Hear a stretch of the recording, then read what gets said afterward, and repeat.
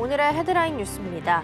등락을 반복하던 코스피가 지난주 낙폭을 대부분 만회했지만 14일 다시 급락하며 4,100선 방어에 실패했습니다. 금리 인하 기대 후퇴와 AI 고평가 우려가 시장 불안을 키우는 가운데 이번 주 예정된 엔비디아 실적 발표에 투자자들의 시선이 집중되고 있습니다. 삼성, SK, 현대차, LG 등 국내 7대 그룹이 향후 5년간 총 833조 원 규모의 대규모 투자를 약속했습니다. AI와 반도체, 조선, 방산 등 핵심 산업을 중심으로 관세 협상 이후 제기된 국내 산업 경쟁력 약화 우려를 불식시키겠다는 전략입니다. 글로벌 에너지 전환과 공급 안정화 경쟁 속에 원전 LNG 시장이 빠르게 성장하고 있습니다. 높은 기술력과 실적을 앞세운 한국 건설사들의 수주 확대가 기대되며 단가가 높은 만큼 수익성 개선 효과도 클 것으로 전망됩니다. AI 서버 수요가 폭발하면서 삼성전자와 SK하이닉스의 재고가 빠르게 소진되고 있습니다. D램 가격이 단기간에 두세 배 급등하자 물량 확보 불안이 커지며 업계 전반에 포모가 확산하고 있습니다.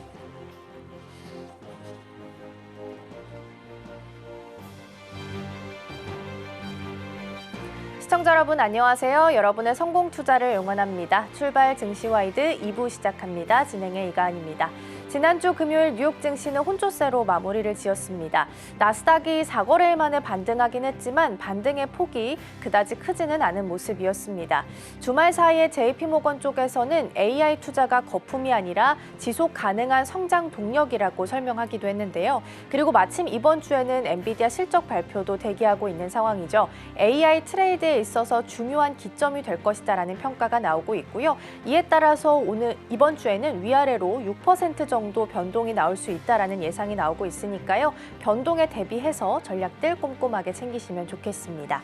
자, 그럼 이어서 오늘 저희가 준비한 코너도 하나씩 소개해드리겠습니다.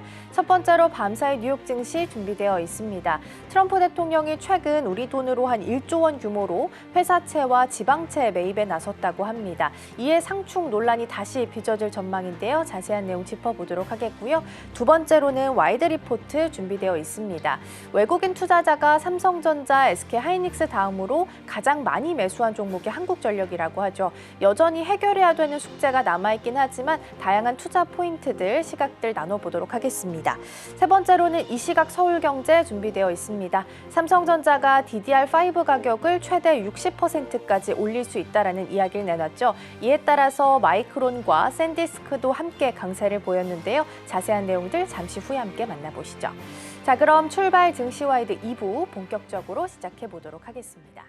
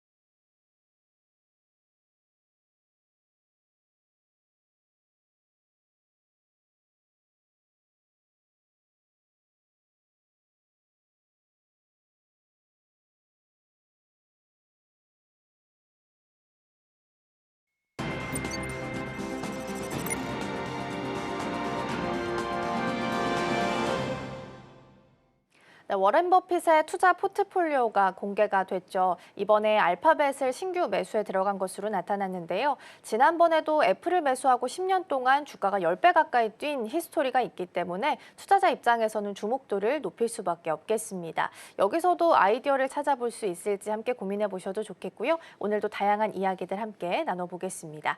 오늘 도움 말씀에는 서울경제TV 윤경철 본부장 자리해 주셨습니다. 본부장님 어서 오세요. 네, 안녕하십니까. 네, 오늘도 세 가지 키워드 준비되어 있고요. 첫 번째부터 함께 만나보겠습니다. 네, 오늘의 첫 번째 키워드입니다. 트럼프 1조 원대 이해 상충입니다. 트럼프 대통령이 우리 돈으로 하면 한 1조 원 규모로 회사채와 지방채를 새로 매입한 것으로 나타났습니다. 여기서도 마찬가지로 이해상충 논란이 빚어질 수밖에 없는 상황인데요. 어떤 내용인지 먼저 짚어주시죠. 미국 정부윤리국이 어쨌든 최근 공개한 재정 공시 자료에 따르면 트럼프 대통령은 이런 겁니다. 지난 8월 28일부터 10월 2일까지 175건이 넘는 채권 거래를 통해서 최소 8,200만 달러 규모의 자산을 새로 매입한 것으로 알려졌습니다. 서류에는 거래별 정확한 금액 대신에 구간만 제시돼 있어서 최대치를 만약에 기준을 하면 합산할 경우에 이번에 매입한 채권 규모는 3억 3,700억만 달러를 웃도는 것으로 이제 추정됩니다. 우리나라 돈은 약 1조 가까이 되는데요. 이번에 드러난 자산 구매를 좀 보면 상당 부분이 주와 카운티 그리고 교육부와 각종 공공기관이 발행하는 지방채로 채워져 있습니다. 겉으로 보면 이제 안정적인 채권 포트폴리오처럼 보이지만 그 안을 들여다보면 현 정부의 정책이 수혜를 입는 그런 민간 기업을 할 수 있을 것 같고요. 그다음에 뭐 이것뿐만이 아닙니다. 이제 뭐 자신이 투자한 반도체 기업인 브로드컴, 퀄컴, 메타 플랫폼스 같은 빅테크 기업에 발행한 회사채에도 투자를 많이 했는데 이런 기업의 특징이 있습니다. 트럼프 대통령이 세금 감면을 많이 해줬습니다. 그래서 법인세 감면과 규제 완화와 경기 부양 체계, 공화당 행정부의 정책과 맞물려서 수혜를 받는 그런 주식을 할 수 있겠죠. 그러니까 어쨌든 지금 많은 행보들이 트럼프의 뭐 한마디 한마디에 따라서 움직이는데 그런 측면에서 지금 이런 주식 혜택을 많이 받았다라고 보시면 될 것 같고 월가 금융사들에 대한 투자도 두드러졌습니다. 골드만삭스와 모건스탠리, JP모건 등 대표적인 투자은행이 어쨌든 발행한 회사채도 대거 매입을 했고요. 이 부분에 대해서 어쨌든 상당히 이제 주목을 받고 있지 않나라는 생각이 듭니다. 특히 이제 뭐 JP모건 같은 경우에 트럼프 대통령이 최근에 이제 수사도 했던 기업이라 자신이 수사를 하면서도 거기 새롭게 채권을 편입하는 약간 이상한 그러면서 약간 이래서 논란이 더 되지 않나라는 생각이 좀 듭니다. 기술 산업군과 맞물린 사례도 있습니다. 최근 인텔에 대한 지원과 참여에 대해서 이제 강화한 뒤에 대통령 본인도 인텔에 발행한 회사채를 새로 매입했습니다. 그래서 최근에 주가가 많이 뛰었던 건 어떤 트럼프 대통령이 주식을 많이 매입했던, 회사채를 많이 매입했던 이런 사례가 아닌가라는 생각이 들고요.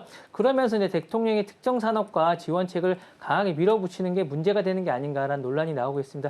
여기에 대해서 어쨌든 백악관은 공식 입장을 대통령의 개인적인 일이라고 선을 긋고 있지만 어쨌든 같은 날 이제 공시에서 트럼프 대통령의 전체 자산이 최소 16억 달러 정도 추산했으니까 현직 대통령이 가장 많은 규모이기 때문에 이런 부를 어떻게 쌓았는지를 다시 한번 들여다보고 그 다음에 이런 부부가 계속 이렇게 쌓여간다면 논란이 계속될 수밖에 없지 않을까라는 생각이 듭니다. 네, 일단은 회사채와 지방채를 매입했다라는 것 자체가 일단 이해상충 논란이 빚어질 수밖에 없는 것 같고요.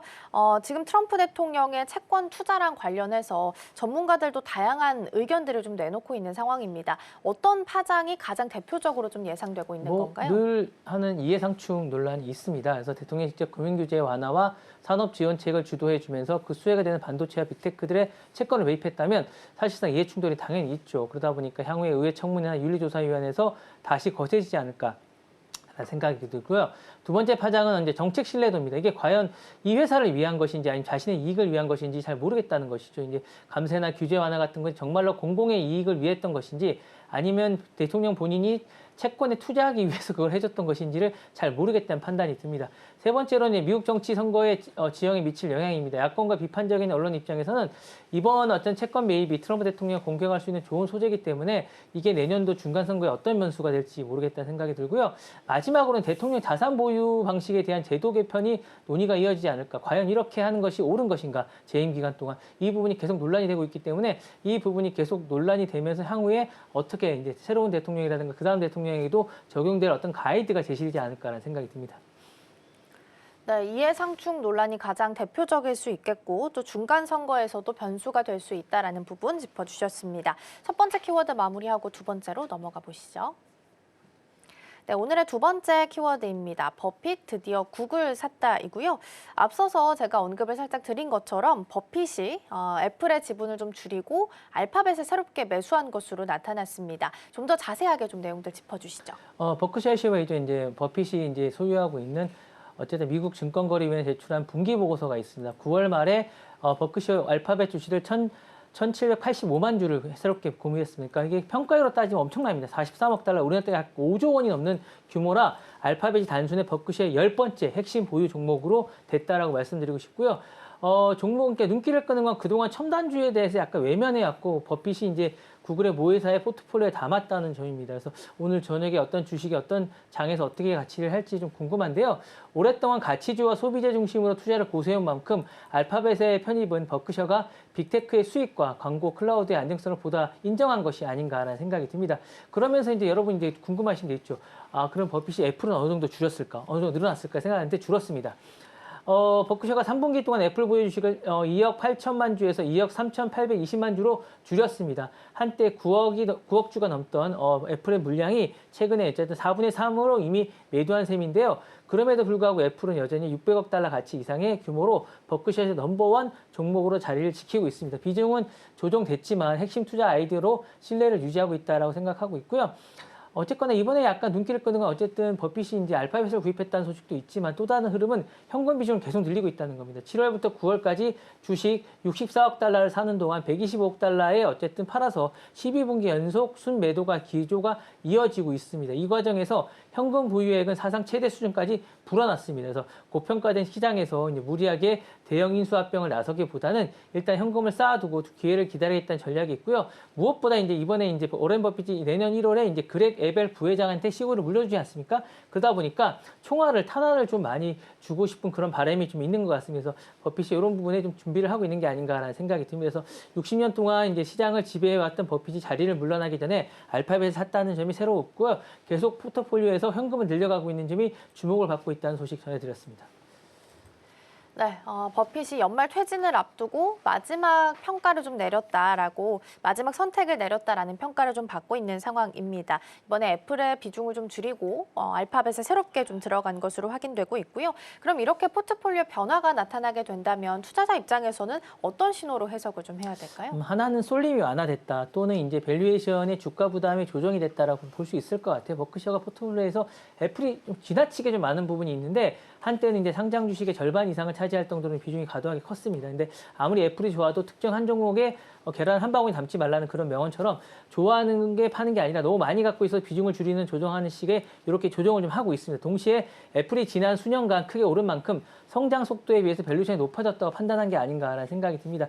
반대로 이제 알파벳의 신규 편입은 버핏식으로 표현하면 이제 숫자가 충분히 말해주고 있다. 그러니까 알파벳이 하고 있는 뭐 자본이라든가 갖고 있는 그런 것이라는 거 충분히 자신이 갖고 있는 어떤 기준에 들어왔다는 거죠. 매출이라든가 그리고 이제 구글 검색, 유튜브라든가 클라우드 산업이 이미 안정적인 현금 상출원이 갖춘 데다가 디지털 산업이라든가 AI의 구조적인 경쟁력을 확보했다고 판단하기 때문인 것 같습니다. 그래서 이게 이제 기술주라서 싫다가 아니라 기업이 됐다. 자기가 생각하는 기업이 됐다라는 신호가 아닐까라는 생각이 듭니다. 그래서 예전부터 이제 구글을 너무 늦게 알아봤다고 공개적으로 인정했던 만큼 뒤늦게라도 이제 포트폴리오에 넣은 게 아닌가라는 생각이 듭니다. 그래서 이걸 좀 정리하자면 애플 비중을 축소하면 애플 비관으로 이제 해석하는 게 아니라 약간 조정이 있다고 생각하시면 될 것 같고 알파벳의 비중은 알파벳이 기술주가 아니라 어느 정도 자신의 가이드에 들어왔고 매출을 성장을 내고 계속 캐시카우 역할을 하고 있다고 판단한 것 같습니다. 이제 시장이 비싸고 좋은 기업을 오래 간다는 버핏의 기존 철학을 재확인해 준 게 아닌가라는 생각이 듭니다.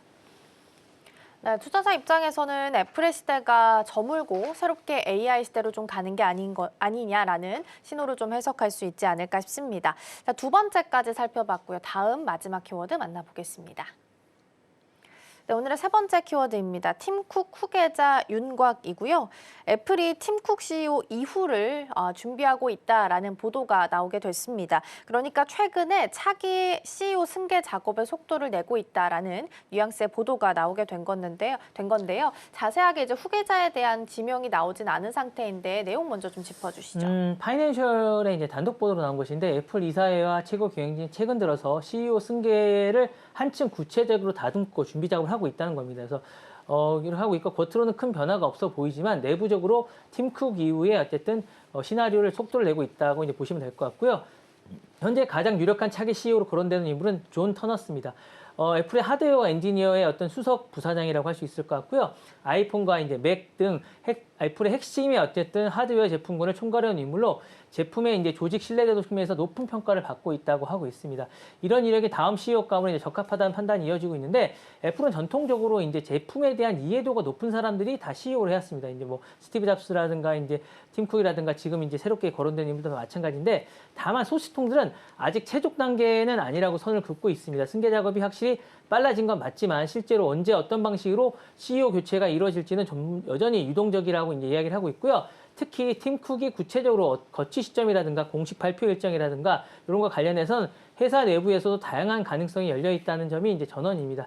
이번 보도는 애플이 단기적으로 이제 실적 부진 때문에 CEO를 교체를 서두르는 것이 아니라 중장기적인 리더십을 차분히 준비하고 있는 만큼 연말에 이제 아이폰 판매 호조라든가 견고한 실적이 기대되는 상황에서 비상 대응이 아닌 장기적 승계 플랜 일환으로 보는 시각이 맞지 않을까라는 생각이 듭니다.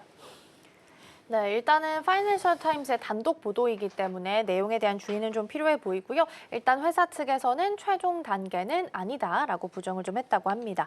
자, 그러면 왜 차기 CEO가 거론이 좀 되고 있는 건지 어떤 인물이 좀 이름을 오르내리고 있을까요? 말씀하셨던 존 터너스가 이제 가장 유력한데요. 엔지니어 출신, 제가 이제 애플의 제품군에 대해서 어느 정도 자신이 관여한 사람이 CEO가 된다. 그렇게 된다고 말씀드렸는데, 그러다 보니까 이 존 터너스가 상당히 유력합니다. 왜냐하면 미국 펜실베니아대에서 기계공학을 전공한 뒤에 2001년 애플 제품 디자인 팀에 합류했습니다. 아이팟이라든가 아이패드, 맥 등 주요 하드웨어 설계와 개발에 오랫동안 이제 관여했고요. 어쨌든 2013년 이후 이제 하드웨어 엔지니어 부문 부사장으로 승진했습니다. 이후에 이제 하드웨어 총괄 책임자인 하드웨어 엔지니어 수석 부사장으로 올라서 진두지휘를 했고, 사실상 애플의 하드웨어 전반을 진두지휘하고 있다고 보시면 될 것 같고, 카리스마가 있으면서도 평판이 좋다는 거니까 보통 카리스마가 있으면 평판이 별로 안 좋거든요. 독재적이라서. 근데 이런 부분에서는 팀쿡하고 이제 일맥상통한 게 아닌가라는 생각인데, 특히 맥을 애플 실리콘으로 전환하는 과정에서 중요한 역할을 했다라고 생각하고 있는 것 같습니다. 그래서 애플이 가장 이제 전략적인 전환 중에 하나가 성공을 이룬 인물로 꼽히는데, 이제 몇 가지 이유가 있지만 이제 내부 승진 리더십 정통을 이제 그대로 따르는 게 아닌가라는 게 첫 번째 이유고요. 두 번째는 애플이 여전히 하드웨어 중심의 회사라는 겁니다. 뭐 AI라든가 뭐 여러 가지를 하고 있지만 지금 당장 매출을 내야 되는 주주들을 만족시켜야 되기 때문에 그러려면 하드웨어를 잘 아는 사람이어야 된다는 거고, 마지막으로 이제 10년 정도 됐기 때문에 팀쿡이 세대 교체의 상징성이 이제 되고 있습니다. 그래서 75년생이거든요. 존 터너스는 애플 경영진 가운데 비교적 젊은 층에 속하기 때문에 이런 부분들이 작용한 게 아닌가라는 생각이 듭니다. 네, 어떻게 보면은 세대 교체 측면에서도 이야기를 좀 나누어 볼 수가 있을 것 같고요. 내부 조직에 대한 이해도가 높다라는 측면에서 높은 점수를 받고 있다라는 부분까지 살펴봤습니다. 2020년 전후로 해서 애플에서도 큰 변화가 감지되지 않을까 싶습니다. 자, 이렇게 해서 세 번째 키워드까지 잘 살펴봤고요. 본부장님과는 여기서 인사 나누겠습니다. 오늘 말씀 고맙습니다. 네, 감사합니다.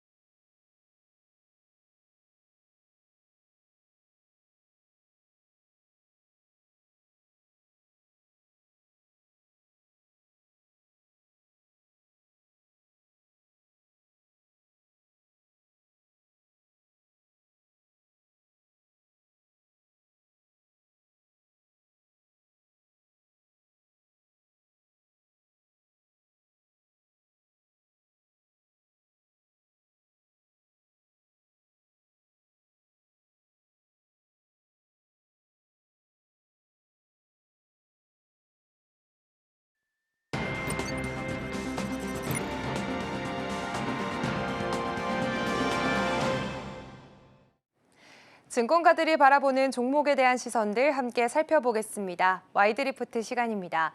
오늘 제가 가져온 리포트부터 함께 살펴보겠습니다. 한국전력에 대한 하나증권의 시선 가져와 봤는데요. 제목을 살펴보시면 연결과 별도 모두 분기 최대 실적 기록입니다. 지난주 3분기 실적 발표가 있었고요. 이 이후에 증권가들의 반응이 아주 뜨거웠습니다. 특히나 하나증권은 이번 리포트에서 한국전력의 목표 주가를 기존보다 18.2%나 올렸고 새롭게 제시한 목표가는 6만 5천 원, 그리고 매수 유지 의견을 제시했습니다. 그렇다면 왜 이런 긍정적인 평가들이 나왔는지 하나씩 자세히 살펴보겠습니다.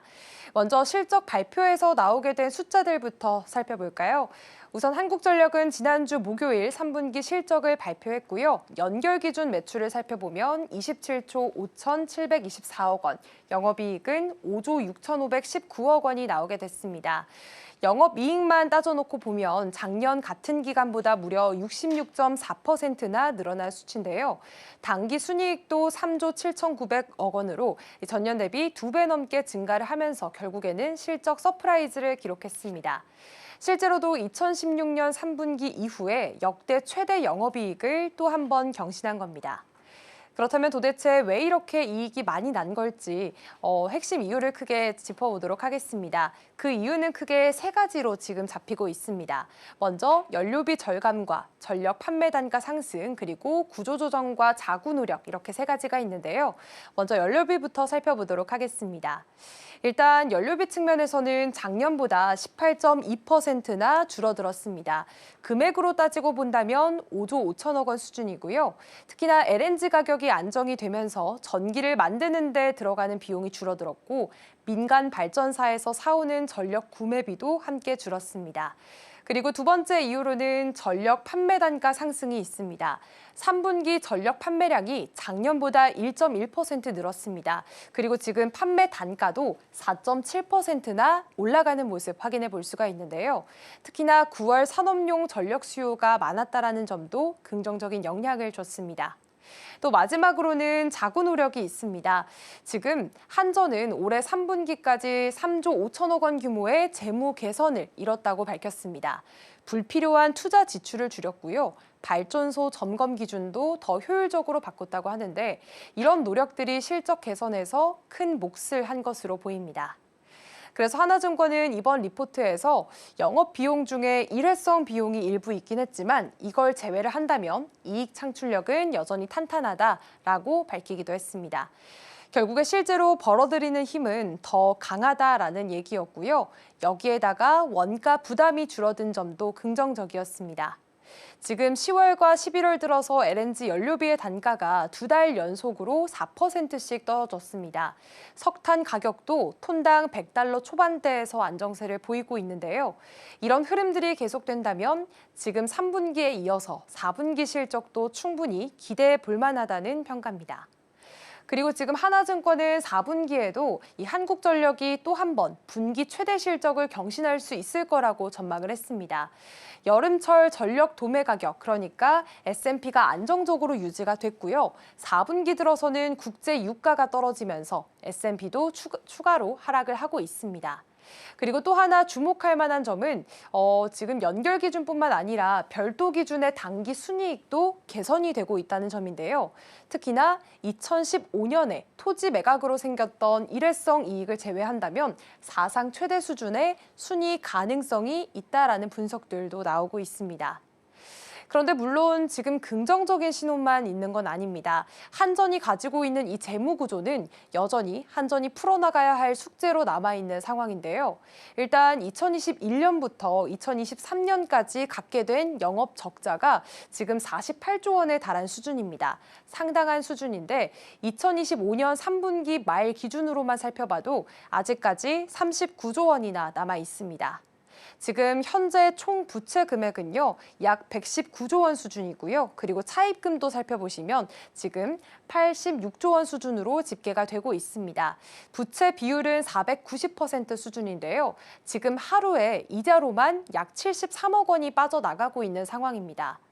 결국에 실적은 좋아지긴 했는데 이게 곧바로 재무 안정성으로 연결되긴 어렵고요. 시간이 더 필요한 과도기라는 분석들 나오고 있습니다. 이번에 하나증권뿐만 아니라 실적 발표 이후에 증권가들의 전반적인 분위기도 확 달라졌습니다.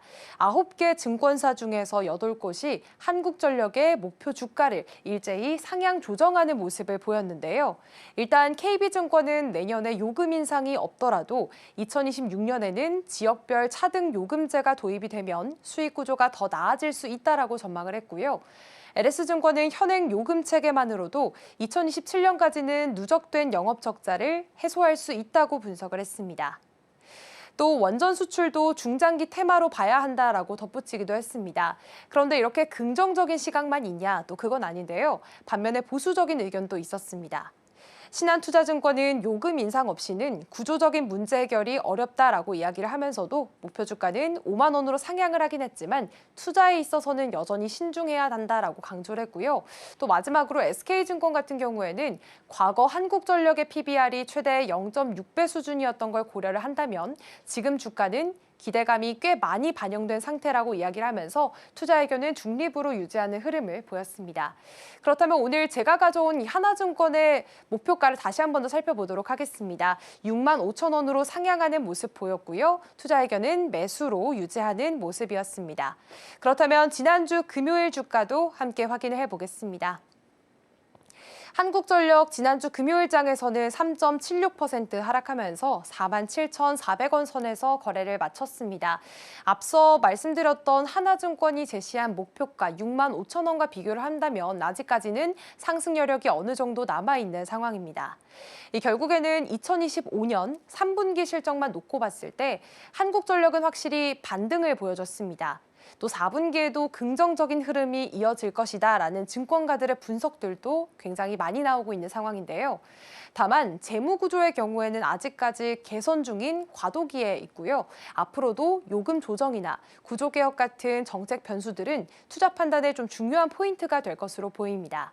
결국 정리를 해보자면 실적은 회복이 되긴 했지만 주가가 재평가되기 위해서는 앞으로의 배당 정책이나 또 정책 대응 여부가 관건이 될 것으로 보입니다. 지금까지 와이드 리포트였습니다.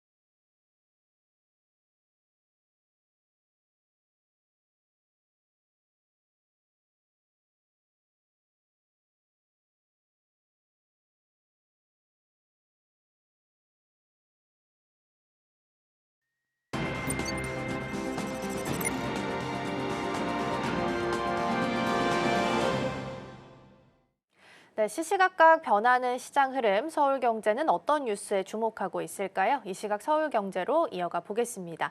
이승 앵커 나와 계십니다. 안녕하세요. 안녕하세요. 네, 오늘도 세 가지 키워드 준비되어 있습니다. 함께 열어보겠습니다. 자, DDR4 가격도 많이 올랐지만 신형인 DDR5 가격을 삼성 쪽에서 최대 60% 정도 올린다고 합니다. 이에 따라서 샌디스크랑 마이크론도 지난주 금요일에 같이 영향을 좀 받긴 했는데요. 자세한 내용 짚어보겠고요. 또 지난주 금요일 우리 증시가 많이 내렸지만 그나마 보호를 해줬던 게 조선주 쪽입니다. 이제 한미 팩트시트 관련된 내용이 확정돼서 공개가 됐기 때문이고요. 세 번째로 8조 원 원 규모의 폴란드 잠수함 수주전에 영국이 새롭게 참여를 한다고 합니다. 이렇게 되면 수주전에 대한 구도가 어떻게 변화가 되는 건지 이 부분도 함께 이야기 나눠보겠습니다. 자, 첫 번째 키워드 삼성부터 출발을 해보겠습니다. DDR5 가격을 최대 60%까지 인상시킬 수 있다라는 이야기가 나오고 있습니다. 업계에서는 지금 패닉 바잉이라는 표현까지 나오고 있다고 하는데 지금 이렇게 올라가고 있는 이유부터 좀 살펴볼까요? 네, 일단 이번 가격 인상은 AI 데이터 센터 폭증이라는 결과에서 나온 값입니다. 숫자부터 먼저 좀 살펴볼 텐데요. 삼성전자의 32기가 DDR5 모듈 가격이 9월 149달러에서 11월 239달러로 약 60% 급등했습니다. 16기가와 128기가도 50% 가까이 올랐고요. 64기가와 96기가 제품도 30% 이상 인상됐습니다. 이 제품들은 AI 서버에 들어가는 핵심 메모리인데요. 올해는 AI 수요가 HBM을 넘어서서 이 DDR5 같은 D램 전반으로 좀 확산되고 있는 분위기죠. 3분기 말부터 뚜렷해진 이 변화는 2026년까지 탄력이 붙으면서 강한 D램 수요 사이클을 형성할 전망이라고 합니다. 한편 이렇게 수요는 증가 추세인 반면 공급은 하향 추세가 연출되면서 반비례하고 있죠. GPU 공급도 빠듯한데 메모리까지 부족해지다 보니까 서버 제조사들이 일단 물량부터 확보하자라며 일종의 패닉바잉 현상이 나온 상황입니다. 따라서 업계는 올해 4분기 서버용 D램 가격 전망치를 기존 15에서 20% 상승해서 28에서 33% 상승으로 상향 조정했습니다.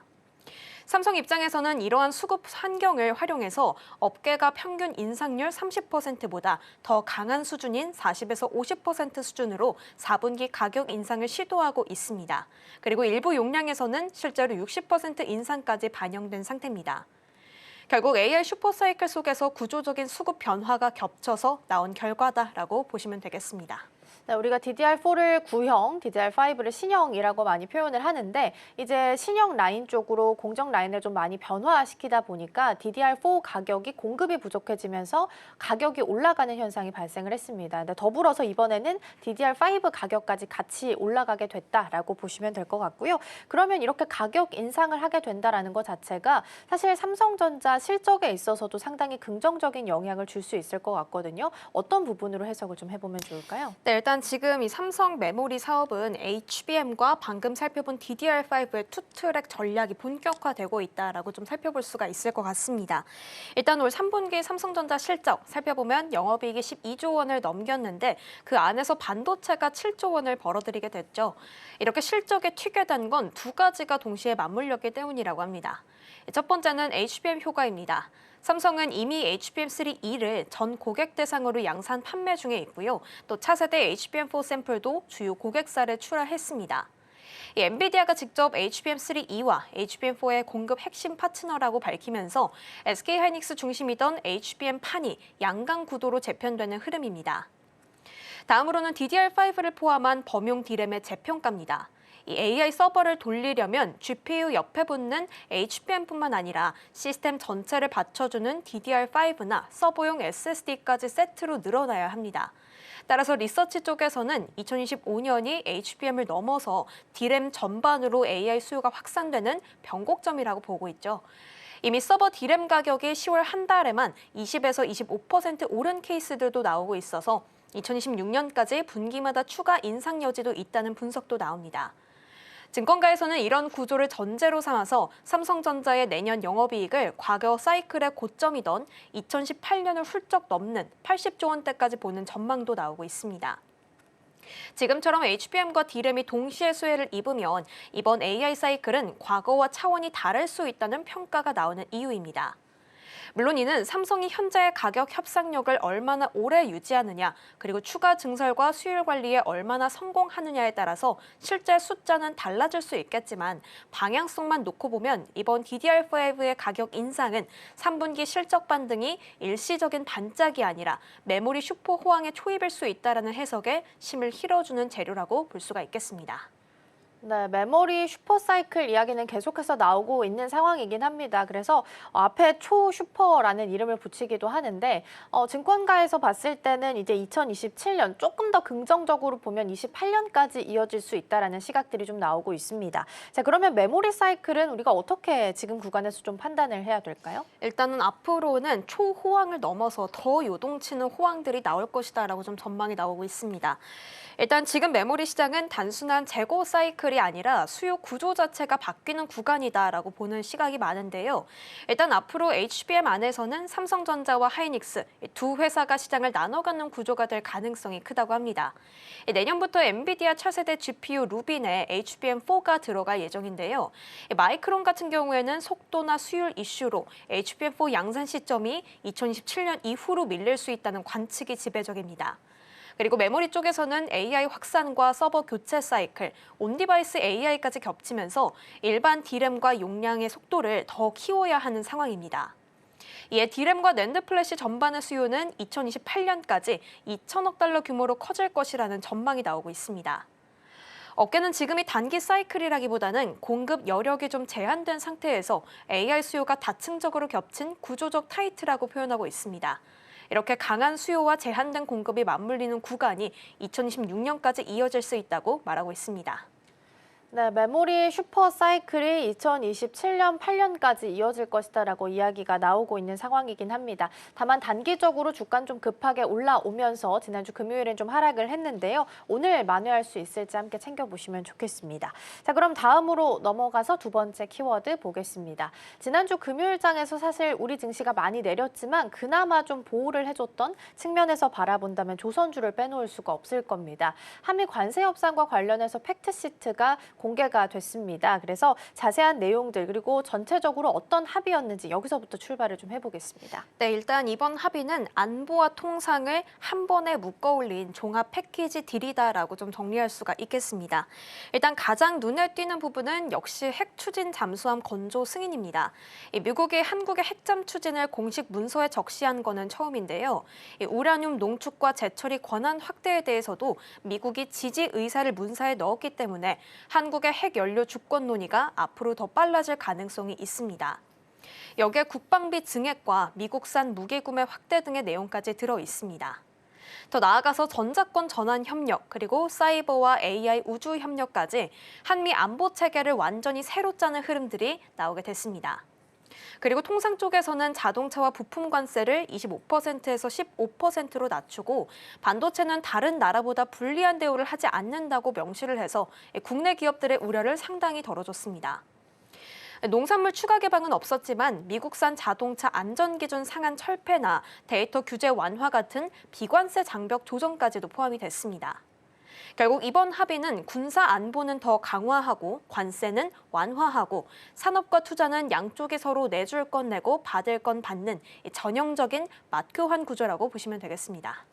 네, 팩트시트가 나오고 나서 산업별로 반응이 굉장히 극명하게 갈렸습니다. 반도체나 자동차, 조선 쪽에서는 환영한다는 입장이었겠지만 반대로 철강이냐 알루미늄 쪽에서는 지금 비상체제에 들어가는 모습이 나타났거든요. 산업별로 이렇게 온도차가 좀 극명했던 이유도 좀 살펴주시죠. 네, 맞습니다. 이번에 산업별의 온도차가 정말 극명하게 희비가 엇갈리는 모습들이 나왔는데요. 자동차부터 좀 먼저 살펴보도록 하겠습니다.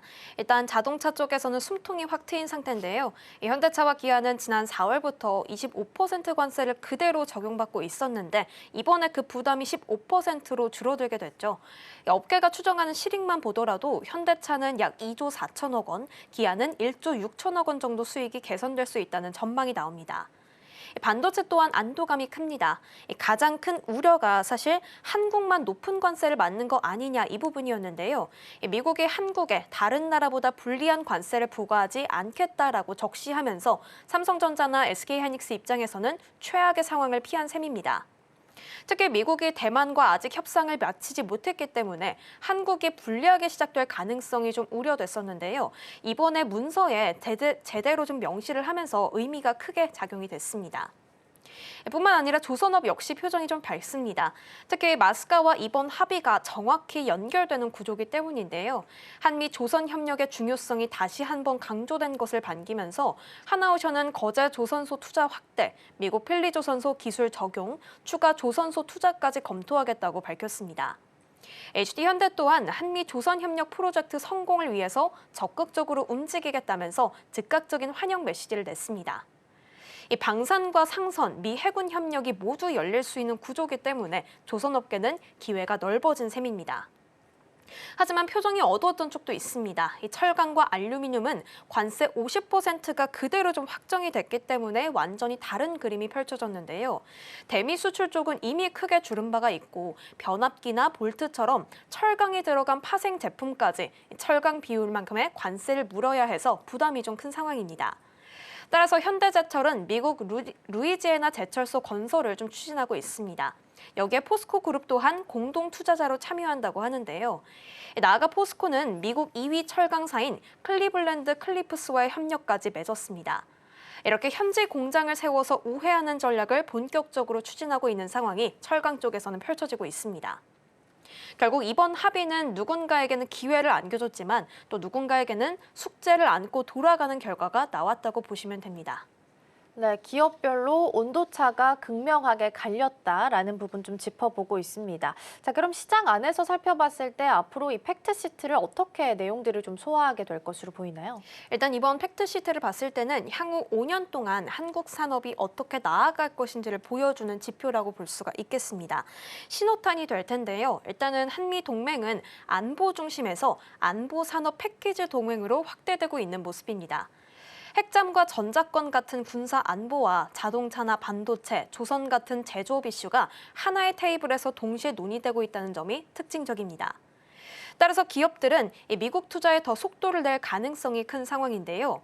자동차 쪽은 북미 전기차 라인업 확대, 반도체는 AI나 HPC 중심의 전략 강화, 조선은 마스카 연계 투자 확대, 철강 쪽은 미국 현지 생산에 더 큰 무게를 둘 것으로 보입니다.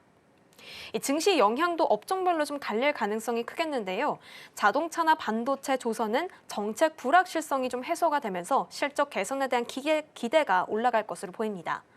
그리고 철강 쪽은 50% 관세 부과로 단기적인 부담은 크겠지만 중장기적으로는 현지 제철소 모멘텀이 또 새로운 스토리가 될 수 있겠습니다.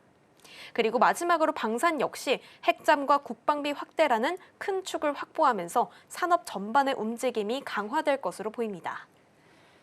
네, 팩트시트에서 그리고 가장 중요하게 좀 봐야 되는 부분은 우리가 이견을 보였었던 건조 부분입니다. 미국 상선과 군함 건조는 한국에서 이뤄질 것으로 보이고요. 한국의 민간 우라늄 농축과 핵연료 재처리 절차도 지지하는 내용들이 좀 포함이 됐기 때문에 이 부분도 같이 눈여겨보시면 좋겠습니다. 두 번째 키워드까지 살펴봤고요. 세 번째로 넘어가서 이번에는 폴란드에 있는 8조 원 잠수함 수주전 이야기 나눠보겠습니다. 영국이 새롭게 여기에 참전한다라는 소식이 좀 들어왔습니다. 그렇게 되면 폴란드 수주전은 앞으로 어떤 구도를 갖춰가게 될지 여기서부터 출발을 좀 해볼까요? 네, 이번에 폴란드 오르카 사업은 말 그대로 유럽과 그 비유럽의 총력전이다라고 좀 정리해 볼 수가 있습니다. 일단 폴란드는 3,000톤급 잠수함 3척을 새로 도입하는 오르카 프로젝트를 진행 중인데요. 초기 건조비만 약 3조 4천억 원이고 유지 보수와 운영까지 합치게 된다면 최대 8조 원에 달하는 대형 사업입니다. 현재 판을 좀 살펴보면 독일과 이탈리아, 스웨덴, 프랑스, 스페인, 그리고 한국의 하나오션까지 6나라가 경쟁 중인데요. 여기에 최근에 스웨덴의 제안서에 영국의 스타머 총리의 공식 지지 서한이 첨부되면서 스웨덴과 영국의 연합전선이 형성된 모양새입니다. 이 스웨덴이 사부가 따낸다면 영국 밥콕이 건조 일부를 가져가는 구조이기 때문에 사실상 스웨덴과 영국의 합작 잠수함 패키지가 형성이 된 겁니다. 폴란드 같은 경우에는 EU와 나토 회원국이다 보니까 바이 유러피언 기조가 형성이 되고 있는데요. 즉 유럽산 무기 우선 구매 원칙이 작동하고 있습니다.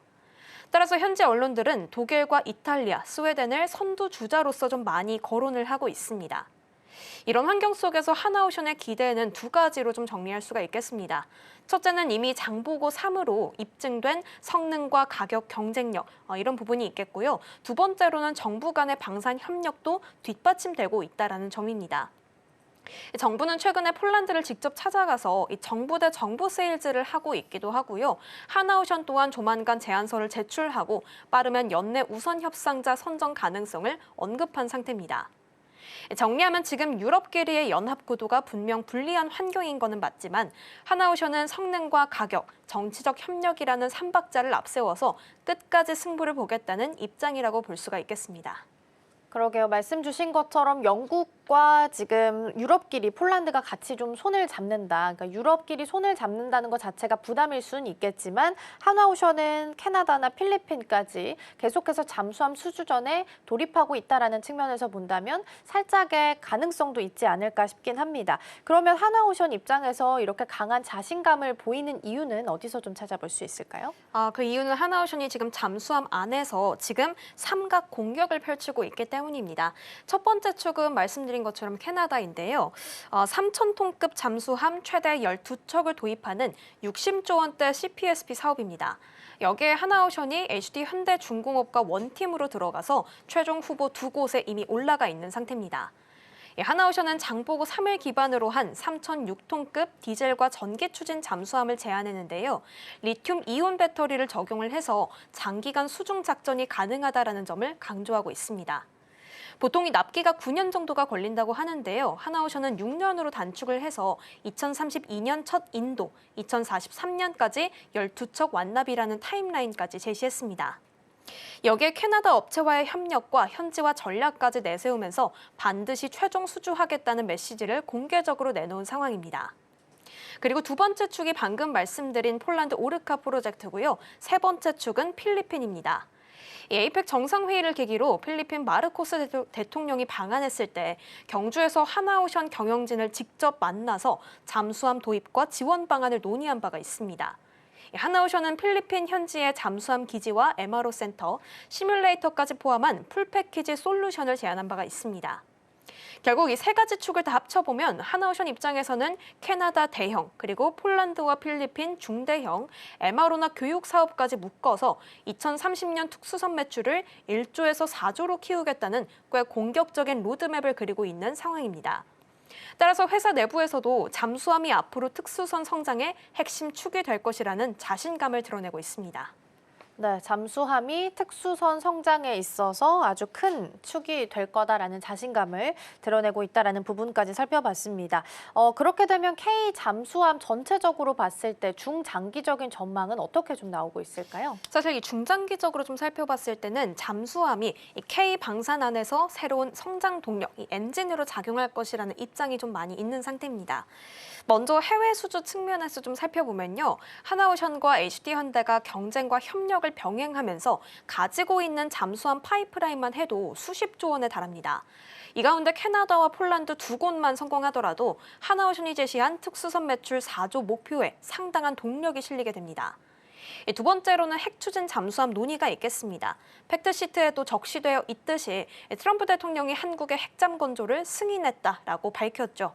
지금은 정치와 외교적인 수위 조절이 한창이지만 실질적으로 사업이 본격화된다면 단일 조선소가 아니라 합동 프로젝트로 갈 가능성이 크다는 게 업계의 공통된 시각입니다. 결국 글로벌 수주 달성 여부, 그리고 핵잠 사업의 구체화 정조에 따라서 하나오션의 특수선 비중, 나아가서 K 방산 안에 있는 잠수함의 위상은 지금보다 훨씬 더 커질 수가 있겠습니다. 하나오션 안에서는 2030년까지의 특수선 4조 비전이 실제 계약과 생산으로 얼마나 채워지는지를 차분하게 따라가는 것이 필요해 보입니다. 네, 관련된 내용 좀 살펴봤고요. 그리고 미 해군 총장이 지금 현중 하나오션 시찰에 대한 이야기가 주말 사이에 나오기도 했었고 단독 뉴스긴 합니다만 하나오션이 영국과 캐나다의 해군 MRO 수주에 대한 소식도 함께 좀 전하기도 했습니다. 그래서 오늘 시장 안에서 어떻게 반응하게 될지도 같이 좀 챙겨보시면 좋겠습니다. 하나오션 잠수함에 대한 내용까지 잘 살펴봤습니다. 이 시각 서울경제는 오늘 여기서 마치겠습니다. 이승희 앵커 오늘 말씀 고맙습니다. 맞습니다.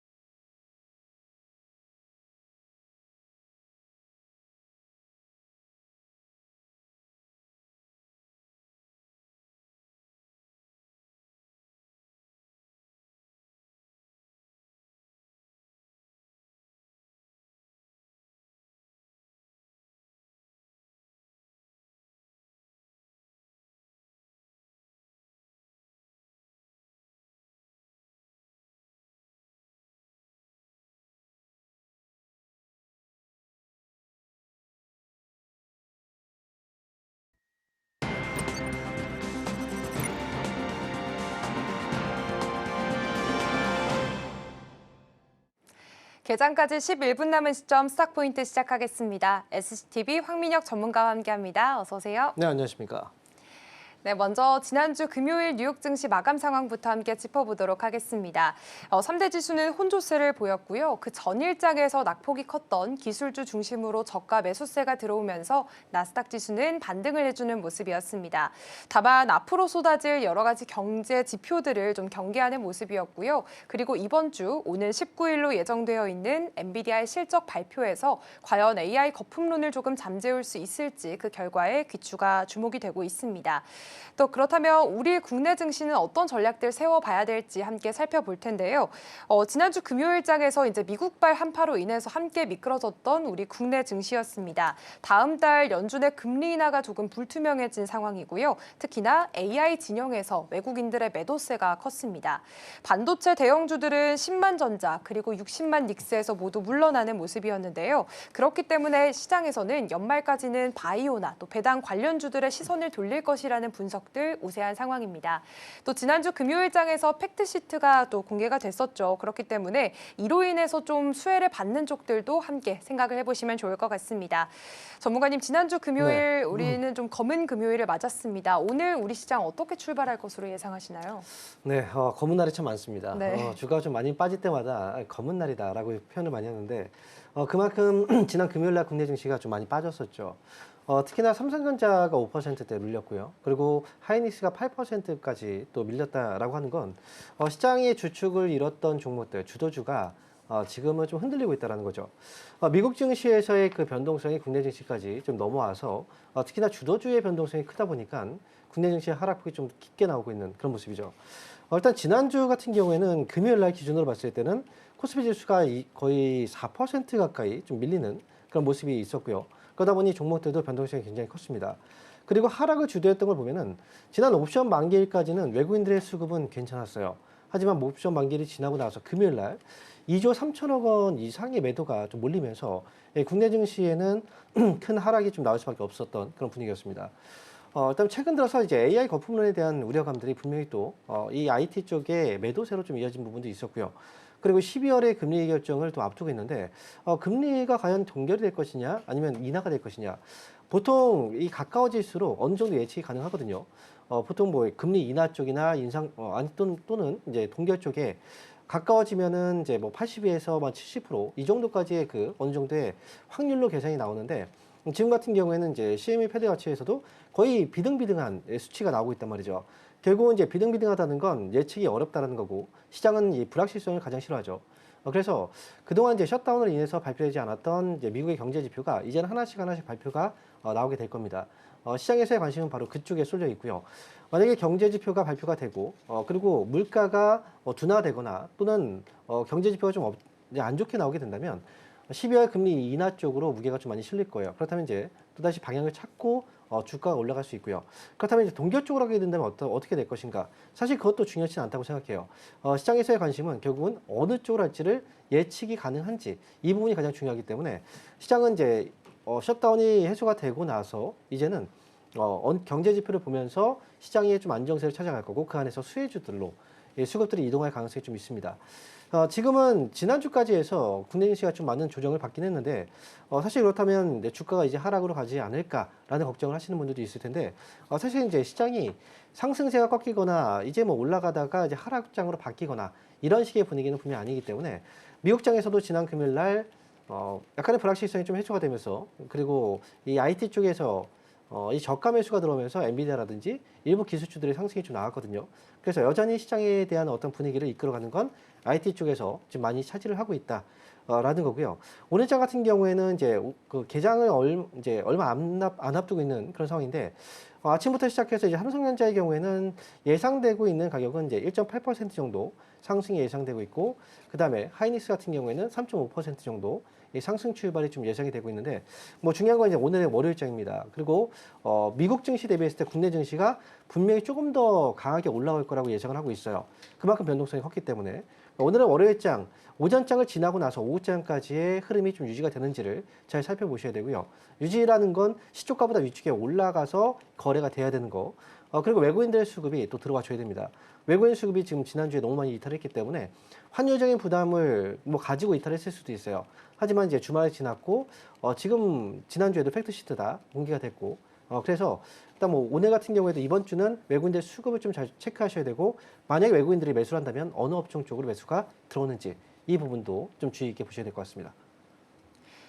네, 최근 주도주의 변동성이 좀 큰 장세가 이어지고 있는 요즘입니다. 그래도 지난주 금요일에 좀 우리 시장 낙폭이 컸기 때문에 오늘 시장에선 한 1.4% 코스피 상승하면서 4,068선 지나갈 것으로 예상이 되고 있습니다. 다만 지금의 흐름이 오후장까지 유지가 되는지도 함께 체크를 해보셔야 되겠고요. 오늘장 안에서 외국인들의 수급이 들어오는지도 확인을 해보셔야 될 것 같습니다. 사실 지금 뉴욕 증시도 그렇고 국내 증시에서도 좀 AI가 좀 많이 위축되는 그런 모습들을 보이고 있습니다. 이번 주 엔비디아 19일에 실적 발표가 예정되어 있는데요. 이게 AI 버블론을 조금 잠식시킬 만한 계기가 될 수 있을까요? 가장 중요한 부분이라고 생각해요. 엔비디아 실적이 공개가 된다면 AI를 이끌어가고 있는 하나의 뭐 가장 중요한 중심축이죠. AI 쪽에서의 어떤 이제 버블론, 이거에 대한 이제 불식이 나오기 위해서는 그와 관련된 이제 의미 있는 그런 상징적인 기업의 실적이 과연 좋아지는지 그걸 확인해 봐야 될 필요가 있고요. 시장에서는 어쨌든 실적이 좋아질 거라고 예상을 하고 있지만 그럼에도 불구하고 예상치를 만약에 하회하게 된다라고 한다면 버블론에 대한 어떤 이제 조금 더 의미가 좀 더 짙어질 수 있습니다. 하지만 중요한 건 이제 실적 발표도 중요하지만 실적 발표 이후에 제인슨 왕 CEO가 어떤 식의 발언을 하는지가 더 중요해요. 앞으로의 실적이 사실 이제 지금 현재 주가에 더 많이 영향을 주거든요. 지난 실적보다는 앞으로 방향성에 대해서 그리고 앞으로 실적이 더 좋아질 거라는 이런 뭔가에 또 강한 확신을 좀 주게 된다면 결국은 이제 최근에 AI 쪽에서 약간의 불신이 있었던 부분들은 결국은 다시 또 이제 매수 쪽으로 이어지지 않을까라고 생각이 들고요. 그래서 19일 날 우리나라 시간으로 본다면 이제 20일이 될 거예요. 그렇기 때문에 이번 주 엔비디아의 실적 공개와 함께 AI 관련주들에 대한 어떤 움직임들도 이 방향이 좀 결정이 될 수 있으니까 이 부분을 좀 중요하게 보셔야 될 것 같고요. 그래서 엔비디아의 실적이 공개가 되기 그 전, 뭐 하루 이틀 전에는 아무래도 AI 쪽과 관련된 그 수급은 조금 약화될 수 있다. 이 관망 심리가 또 나올 수 있기 때문에 그래서 이 부분을 좀 참고해서 보시면서 엔비디아 실적을 한번 확인해 볼 필요가 있다. 이렇게 말씀드리겠습니다. 네, 이번 주에 나오게 될 엔비디아의 실적 내용에 따라서 좀 관련주들의 흐름이 가닥을 잡을 수 있을 것으로 보여지고 있습니다. 그래도 지난주 금요일장에서 많이 빠졌었던 이 반도체 대형주들 오늘장 안에서 삼성전자 2% 그리고 SK하이닉스 3%대 상승률 보여주고 있습니다. 그렇다면 다음 질문으로 사실 테슬라가 중국산 부품을 쓰지 않는 방향으로 지금 가닥을 잡고 있습니다. 그렇기 때문에 오늘 국내장 안에서도 지금 2차 전지주들 2%에서 1%가량 상승세 보여주고 있는데요. K배터리 과연 반사이익 좀 기대해 볼 수 있을까요? 아무래도 중국산의 부품들을 사용하지 않겠다라고 한다면 그만큼 국내 기업들한테는 반사이익이 충분히 나올 수가 있어요. 테슬라 같은 경우에도 사실 이제 전기차 쪽에서는 가장 또 의미 있는 상징적인 기업이기도 하고요. 그리고 그동안 이제 중국 쪽에서의 저가, 특히나 배터리 쪽에 아마 좀 큰 수혜가 나오지 않을까 예상을 하고 있는데 이제 미국이라든지 또 유럽 시장에서도 사실 좀 중국산 저가 배터리에 대한 이제 경계감이 분명히 있었고 이에 대한 이제 관세라든지 이런 좀 불이익을 주기도 했었단 말이죠. 그럼에도 불구하고 사실 전 세계 시장에서의 중국에서 차지하고 있는 배터리 시장의 점유율이 굉장히 큽니다. 만약에 이제 미국 내에 생산하고 있는 이 자동차, 이 테슬라의 전기차에 중국산 부품을 아예 이제 사용하지 않게 된다라고 한다면 그렇다면 이제 미국 시장에서 지금 현재 진출해 있는 기업들, 특히나 LG 에너지 솔루션이라든지 또는 이제 삼성 SDI라든지 이런 배터리 관련주들 한테는 분명히 좀 수혜가 나올 수가 있고요. 그리고 2차 전지 관련주들은 이제 에코프로라든지 에코프로 BM, 뭐 이런 양극재라든지 또는 음극재, 뭐 동박 이런 기업들 전반적으로 봤을 때는 중국하고 경쟁업체에 있는 상황이기 때문에 분명히 좀 수혜가 예상된다라고 볼 수가 있습니다. 그래서 지금은 이제 뭐 LF 배터리라든지 또는 삼원계 배터리 뭐 각각의 이제 트림이 좀 다르죠. 뭐 저가형 트림이나 또 고가형 트림. 그리고 또 미국 안에서 생산되는 앞으로의 이제 시장의 점유율이 또 높아진다고 생각한다면 당연히 지금은 조금 더 이 기업들에 대해서 관심이 좀 필요할 수 있다 이렇게 보고요. 하지만 이제 우리가 또 생각해봐야 되는 문제는 뭐냐면 전 세계 시장에서 사실 가장 중요하게 생각하는 이 전기차 시장은 유럽 시장이거든요. 그러니까 미국 같은 경우에는 보조금 지급을 좀 중단을 했죠. 그래서 미국 쪽에서는 조금 더 위축되고 있는 분위기고 만약에 이번에 이제 중국산 제품을 사용하지 않는다. 라고 해서 테슬라 쪽에 뭔가 좀 미국 정부에서 힘을 실어주는 뭔가 분위기가 나오게 된다라고 한다면 그렇다면 이제 국내 기업한테는 조금 더 좋은 신호가 나올 수가 있습니다. 그래서 일단 뭐 지금 현재로서는 2차전지 관련주들 이번 테슬라로 인해서 뭔가 좀 큰 수의 이 반사이익에 대한 기대감은 충분히 있을 수 있다라는 거 기억하셔야 될 것 같고요. 뭐 관련 종목들 같은 경우에는 오늘 아침부터 좀 흐름이 나오긴 할 것 같아요. 그런데 뭐 아침에 이제 뉴스가 나오고 나서 뉴스발로 아침에 좀 올라간다고 한다면 초반에 상승이 좀 크게 나올 수 있습니다. 그러니까 초반에 따라붙는 이런 전략들은 좀 피하실 필요가 있고요. 다만 보유하고 있는 분들은 좀 더 차분하게 들고 가시면서 추후의 분위기를 좀 살펴보는 이런 전략들도 지금은 좀 가능하지 않을까 이렇게 내다보고 있습니다.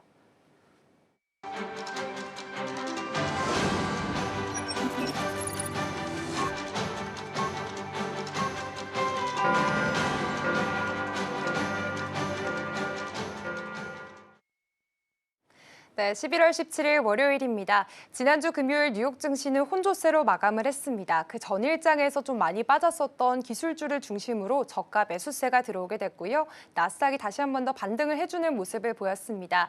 하지만 그간 셧다운으로 인해서 좀 발표가 지연이 됐었던 경제 지표들이 앞으로 여러 가지 쏟아질 예정이니까 이것에 대한 경계감도 어느 정도는 상존을 하는 모습이었습니다. 또 이번 주 오늘 19일로 예정되어 있는 엔비디아의 실적 발표가 과연 AI 거품론을 조금 잠재울 수 있을지에 대해서도 시장에 관심이 모아지고 있는데요. 이와 관련해서 어떤 결과가 나오느냐에 따라서 국내 반도체주들의 움직임 흐름도 함께 체크를 해보실 필요가 있겠습니다.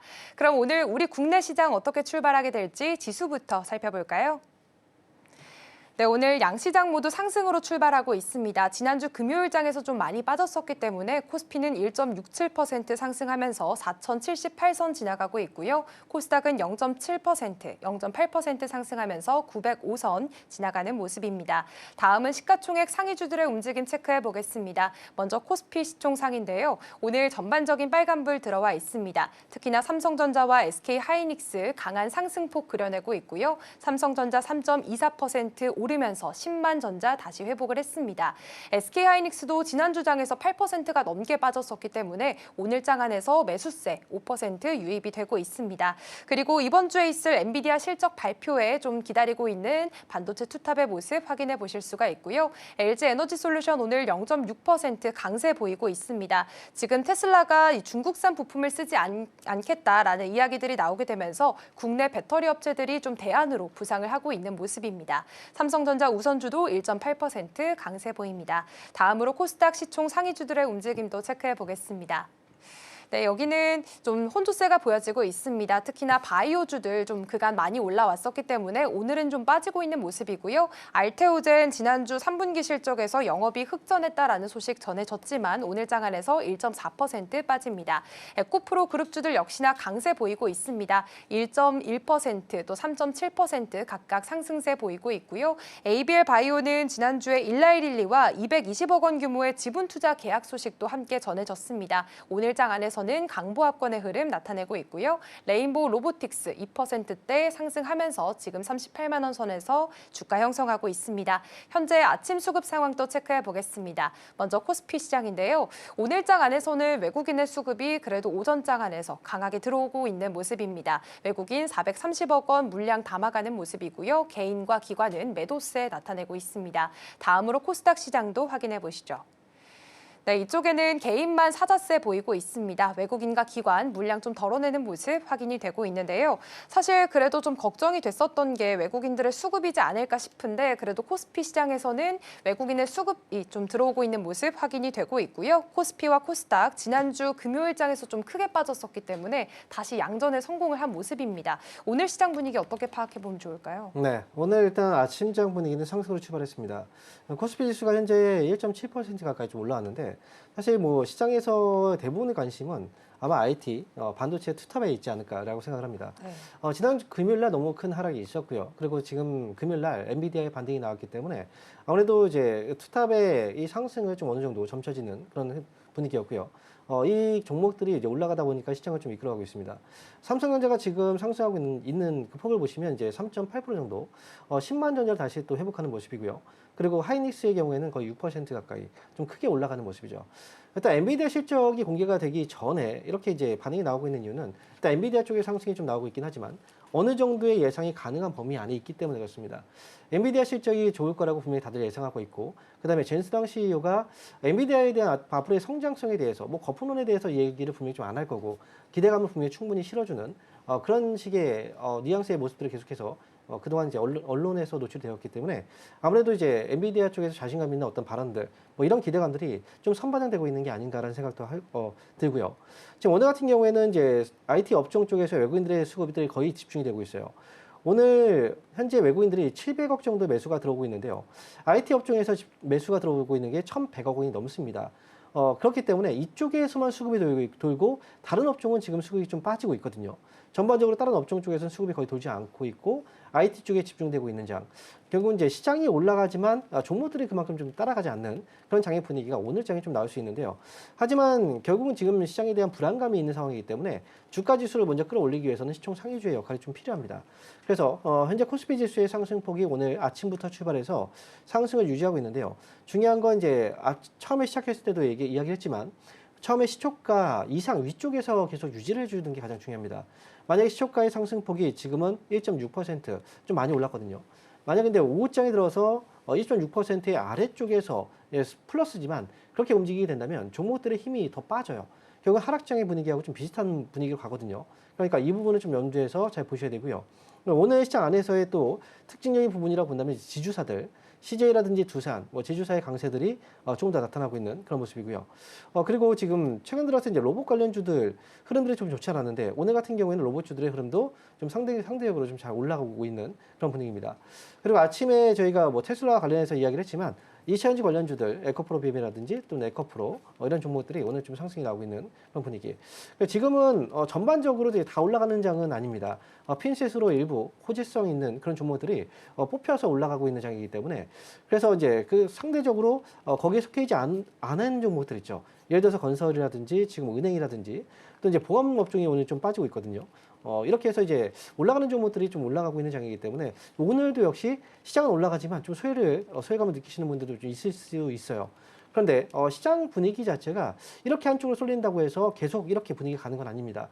결국은 지금 시장에 대한 불안감을 잠재우기 위해서 분명히 지수가 먼저 올라가야 되고 근데 지수를 먼저 올리기 위해서는 대형주 쪽으로 먼저 이제 수급이 될 수밖에 없는 상황이다. 그래서 수급이 일단 이쪽에 들고 삼성전자하고 하이닉스, 하이닉스도 60만 원 위쪽에 올라와서 안착을 해주고 삼성전자 같은 경우에도 10만 원 위쪽에서 안착을 해준다면 결국은 또 다른 쪽으로 수급이 돌거든요. 그러니까 오늘 같은 경우에는 일단 IT 업종의 수급이 그리고 또 현재 지수가 오후장까지 잘 유지가 되는지 유지가 된다라고 한다면 다시 한번 또 시장은 또 다음의 상승을 또 준비하고 있는 하나의 또 과정일 수 있으니까요. 종목들이나 시장에 대한 분위기는 좀 걱정하지 않고 가셔도 괜찮을 것 같습니다. 네, 지금 외국인들의 수급이 IT 쪽에 집중되고 있는 모습 확인이 되고 있습니다. 그렇기 때문에 시장은 올라가지만 소외받는 종목이 있을 수 있다는 점 함께 체크를 해보시면 좋을 것 같고요. 그래도 지금 코스피 시장에서 1,000억 원 넘게 외인이 좀 사들이고 있는 모습 확인이 되고 있으니까 이 점은 좀 긍정적으로 생각을 해보셔도 될 것 같습니다. 다만 오후장까지 이 흐름이 유지가 되는지도 함께 살펴보셔야 될 것 같습니다. 지난주 금요일장에서 팩트시트 최종 합의문이 발표가 됐습니다. 그렇기 때문에 이 수혜를 볼 수 있을 만한 업종 들을 좀 살펴봐야 될 것 같은데 조선업계 오늘 좀 올라가는 흐름 보여지고 있거든요. 하나오션 1.4%, HD 현대중공업도 1% 넘게 오르고 있습니다. 이게 조선업계에게는 좀 큰 기회가 될 수 있을까요? 일단 그동안 조선업계 같은 경우에는 이제 미국 측하고의 협상, 이로 인해서 가장 큰 수혜가 예상되고 있는 그런 하나의 섹터였습니다. 그리고 팩트시트가 원래 공개되려고 했었는데 이게 지연되면서 지난주에 공개가 됐는데요. 그때 당시에도 사실 이제 호재, 이 업종에 있어서는 호재라고 해서 주가가 미리 선반영된 부분이 있거든요. 오늘 같은 경우에 사실 하나오션 같은 경우는 그 안에서도 상대적으로 이제 호재성 재료들이 크기 때문에 그래서 오늘 추가적인 상승이 나오고 있지만 지금 다른 조선주 같은 경우에는 상대적으로 조금 더 밀리는 모습이 나오고 있거든요. 그래서 지금 조선주는 기대감을 분명히 좀 충분히 가질 수 있고 그리고 앞으로에 대한 어떤 전망들이라든지 지금 현재로서의 호재성 재료들이 굉장히 많이 나오고 있습니다. 그리고 1,500억이라는 이 자금들이 결국은 이제 달러라는 자금들이 결국은 이제 앞으로 조선 쪽에 투자가 또 될 거고 그런데 이제 우리가 또 생각해봐야 되는 건 항상 주가는 앞으로에 있을 그 내용들을 미리 선반영시켜서 주가가 움직이는 경우들이 있어요. 그렇기 때문에 조선주는 지금까지 나왔던 이 재료들은 모두 다 알고 있는 내용이기 때문에 그 부분은 조선주에 반영이 된 거고 이 부분으로 인해서 이제 창출될 수 있는 부분들까지 이제 주가에 반영이 좀 되었다라고 생각하시면 됩니다. 추가적인 재료가 좀 필요한 시기가 아닌가 오히려 저는 이렇게 생각을 하고요. 그래서 조선주 같은 경우에는 지금 보유하고 계신 분들이야 뭐 지금 굳이 지금 재료들이 나오는 상황이기 때문에 뭐 굳이 뭐 빨리 매도할 필요는 없지만 어쨌든 지금은 끌고 가시는 전략들은 필요하지만 여기에서 이 호재 이미 많이 올라갔는데도 불구하고 호재에 대한 기대감을 더 매수를 하거나 이런 식의 접근은 사실은 지금 시장에서는 좀 맞지 않는 전략이 아닐까라고 생각합니다. 그 이유는 최근에 시장은 순환매가 많이 돌기 시작한 장이기 때문에 오늘 같은 경우에도 뭐 IT 쪽에 올라오고 있긴 하지만 순환매가 도는 건 맞아요. 그래서 순환매 과정에서 IT가 살아남아도 조선주가 좀 빠질 수도 있거든요. 그동안 그 전부터 많이 올랐기 때문에. 그래서 이런 과정에서는 일단 조선주에 대한 그 매수, 지금 현재로서는 매수는 조금 피하는 게 어떨까 이렇게 말씀드리도록 하겠습니다. 네, 이번 팩트시트 합의문 발표로 인해서 조선주들 주가 좀 흐름이 좋은 모습이고요. 분명히 호재성 이슈긴 하지만 항상 주가는 선반영되어 있는 측면이 있기 때문에 이런 기대감에 매수하는 접근은 좀 맞지 않을 것이다라는 판단을 좀 내려주셨습니다. 그렇다면 오늘장 안에서도 올라가고 있는 종목들이 로봇주가 아닐까 싶은데요. 사실 지난주에 현대차가 로봇 공장을 구축하겠다고 발표를 하기도 했습니다. 그렇다면 그동안 좀 조정을 살짝 받았었던 이 로봇주들이 다시 움직일 만한 신호로 해석을 해봐도 괜찮을까요? 아무래도 현대차 쪽에서의 로봇 사업에 대한 그 이슈는 현대차 그룹 안에서의 움직임을 일단 좀 먼저 클 것 같고요. 네. 로봇 시장에 대해서는 사실 그동안 이제 너무나 많은 관심들이 있었고, 그리고 로봇이라는 이 사업 자체가 미래 성장 사업인 건 확실해요. 그리고 최근에 AI 쪽하고 맞물려서 지능형 로봇 쪽이 조금 더 이제 시장에서 관심을 많이 받았었죠. 로봇 관련주들 같은 경우에는 지금을 봤을 때는 앞으로도 나올 수 있는 재료들이 굉장히 많습니다.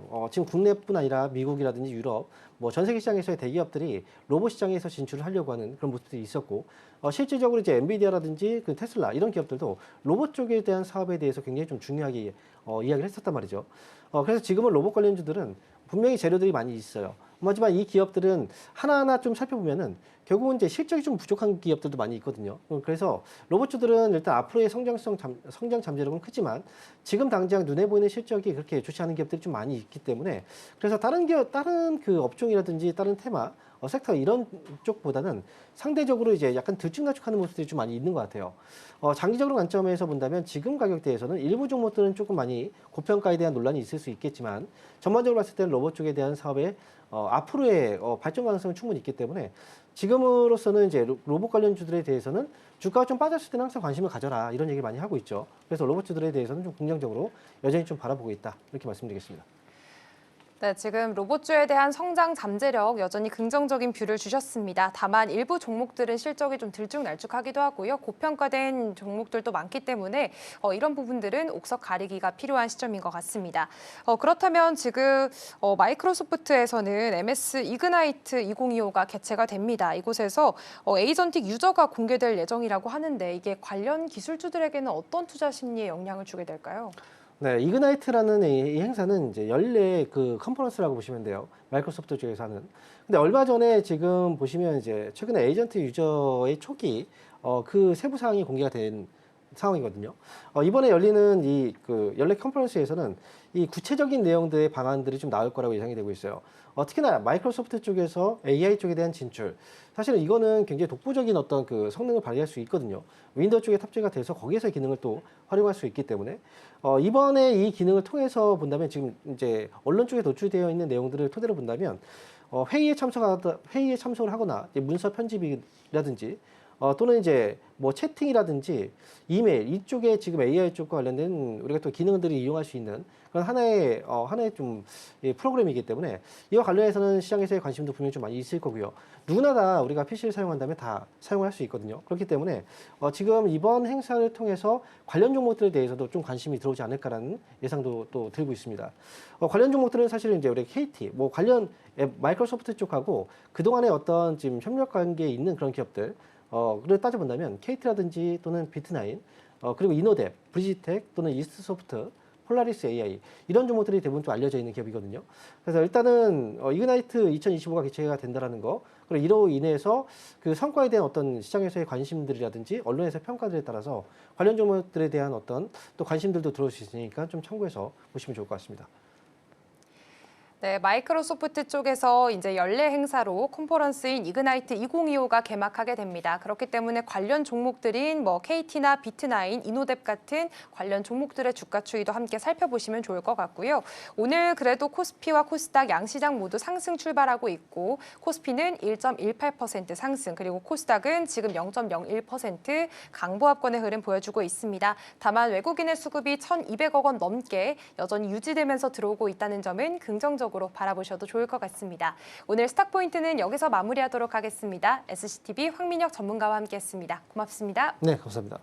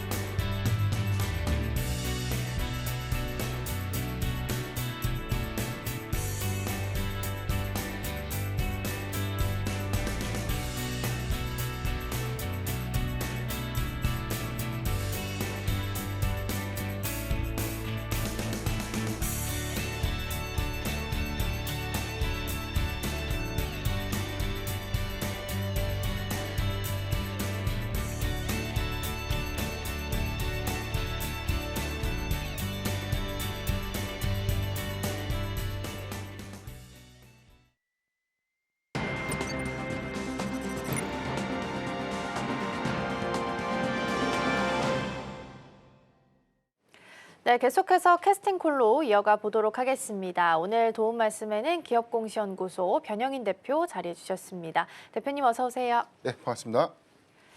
네, 일단 오늘 시장 분위기 먼저 좀 보면요. 코스닥은 지금 다시 하락으로 좀 전환을 했습니다. 낙폭이 크진 않지만 약보합 정도 지키고 있고요. 코스피는 1% 내외로 움직임 나타납니다. 코스피에서는 외국인과 기관 쌍끌이로 들어오지만 반대로 코스닥에는 쌍끌이로 나가는 모습도 나타나고 있는 분위기입니다. 일단 첫 번째로 개장 분위기 먼저 여쭤볼게요. 지금 어떻게 해석하고 계실까요? 네, 일단 오늘도 역시나 대형주를 중심으로 한 반등이 좀 나오고 있는데 대체적으로는 뭐 지난주부터 좀 이어졌던 부분들, 특히나 외인주도의 수급 이탈이 좀 가속화되면서 양 지수의 하락을 좀 이끌었었고, 오늘의 반등은 일단 이 AI 버블 이슈에도 불구하고 삼성전자가 반도체 칩 가격에 대한 어떤 인상 기대감들이 좀 반영되면서 다시금 빅테크 기업들의 반등으로 좀 이어졌던 점, 그래서 오늘 시초에도 대형주 중심의 수급 쏠림이 여전히 좀 심화되고 있지 않나라는 좀 판단이 좀 되고 있습니다. 다만 오늘 양시장의 흐름들을 보면 상승 종목 수보다 하락 종목 수가 훨씬 더 많습니다. 코스피가 현재 상승, 코스닥은 약보합권에서 하락 흐름을 좀 보이고 있는데 여전히 대형주의 수급 쏠림, 이 부분도 일부 반도체 섹터를 좀 중심으로 한 수급의 어떤 이전 효과들이 좀 더 지속되고 있지 않나라고 좀 판단되고 있고, 관건은 이제 외인의 수급 방향성이에요. 일단 11월 기준으로 보면 거의 10조 원에 육박하는 매도세가 좀 나오고 있고, 이 부분은 9월과 10월로 좀 이어졌던 외인의 연속 매수세와 좀 상관되는, 그래서 이제 11월 현재 수급 기준을 보면 외인 중심의 차익 매물이 재차 좀 이어지고 있지 않나라고 좀 판단이 좀 되고 있습니다.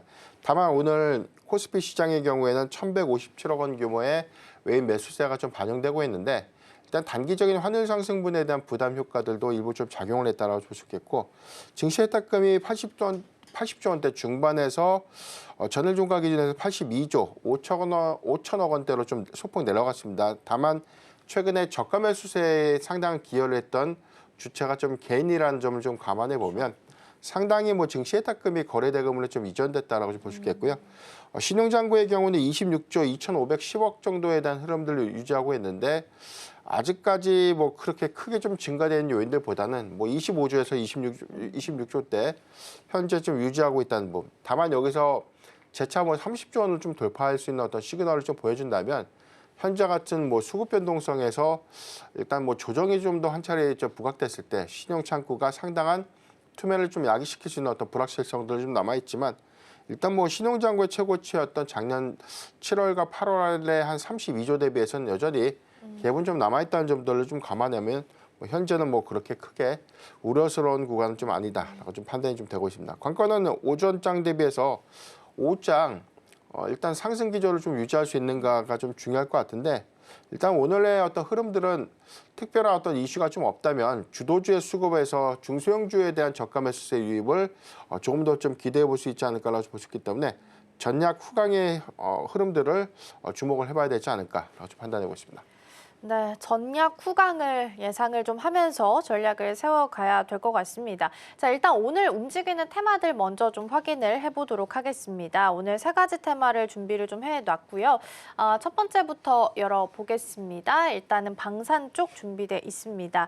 오늘 그린 광학이라는 종목이 상장을 하는 날입니다. 뭐 방산이랑 우주랑 좀 연관이 되어 있는 종목이라서 그런지 방산 쪽도 오늘 흐름 나쁘지 않게 흘러가고 있고요.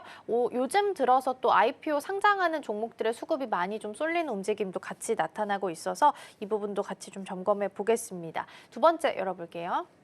두 번째는 조선입니다. 지난주 금요일에 시장 내렸을 때도 방어를 해줬던 섹터이기도 하죠. 이 한미 협상 관련한 팩트시트가 이제 결과적으로 공개가 됐습니다. 우리가 가장 이견을 보였던 부분이 건조를 어디서 할 것인가 이 부분이었는데 미국 상선이랑 군함 한국에서 건조하는 것으로 정리가 됐고요. 한국의 민간 우라늄 농축과 핵 연료 재처리 관련해서는 절차를 지지하는 것으로 확인이 됩니다. 이러면서 조선 쪽에서 긍정적인 흐름들 좀 나오고 있고요. 오늘 외국인 투자자는 조선 관련된 종목들 순매수 상단에서 현재 담아가고 있습니다.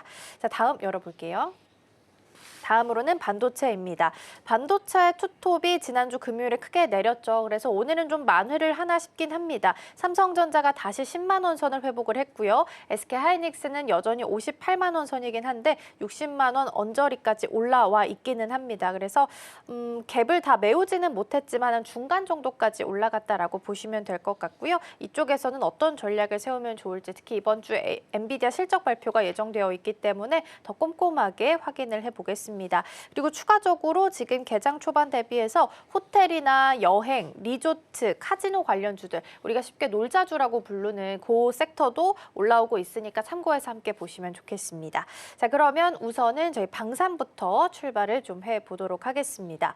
오늘 그린 광학 상장일입니다. 근데 뭐 방산이나 우주 쪽으로도 좀 확산을 할 수 있는 종목이다 보니까 오늘 주목을 좀 받나 싶긴 합니다. 그러면 방산에서 아이디어를 조금 확장해서 우주까지 봐도 괜찮을지 궁금합니다. 우주 껴서 보면 사실 우주도 미중 그 갈등에 있어서는 가장 좀 미국에서 경계하는 섹터 중에 하나잖아요. 그렇게 본다면 좀 긍정적으로 바라볼 수 있을까요? 네. 오늘 그린 광학이 좀 상장을 했었죠. 초정밀 광학 솔루션이라고 좀 불리고 있는데 일단 제품의 어떤 매출 포션이 이제 방위 산업 쪽에 좀 집중이 좀 돼 있다 맞아요. 보니까 이 부분에 대한 관심도가 좀 커진 것 같고요. 다만 이제 초정밀 광학 솔루션의 어떤 이 적용 분야는 뭐 디스플레이라든가 일반 뭐 IT 부분까지에 대한 확장성들을 좀 고려했을 때 일단 뭐 초기에는 뭐 방산 관련된 섹터에서에 대한 흐름들 좀 가져가고 있지 않나라고 볼 수가 있겠습니다. 현재 등락률을 보면 95% 정도 상승을 좀 하고 있죠. 최근에 신규 상장 종목들에 대한 상승세가 좀 거침없는 것에 비해서 오늘 동사의 경우에는 상승 탄력도가 시초 대비해서는 조금 탄력도는 좀 떨어지지 않았나라고 볼 수 있겠고 방산주 전체적인 어떤 흐름들을 보면 오늘 뭐 한국항공우주가 3%대 정도 상승, 뭐 LIG 넥스원은 1%대. 그 이외에 뭐 기업들의 경우는 뭐 약보합권에서에 대한 흐름들을 좀 유지하고 있기 때문에 방산주 전체에 대한 매기보다는 개별적인 흐름에서에 대한 수급이 좀 유지되고 있지 않나라고 좀 판단이 좀 되고 있고요.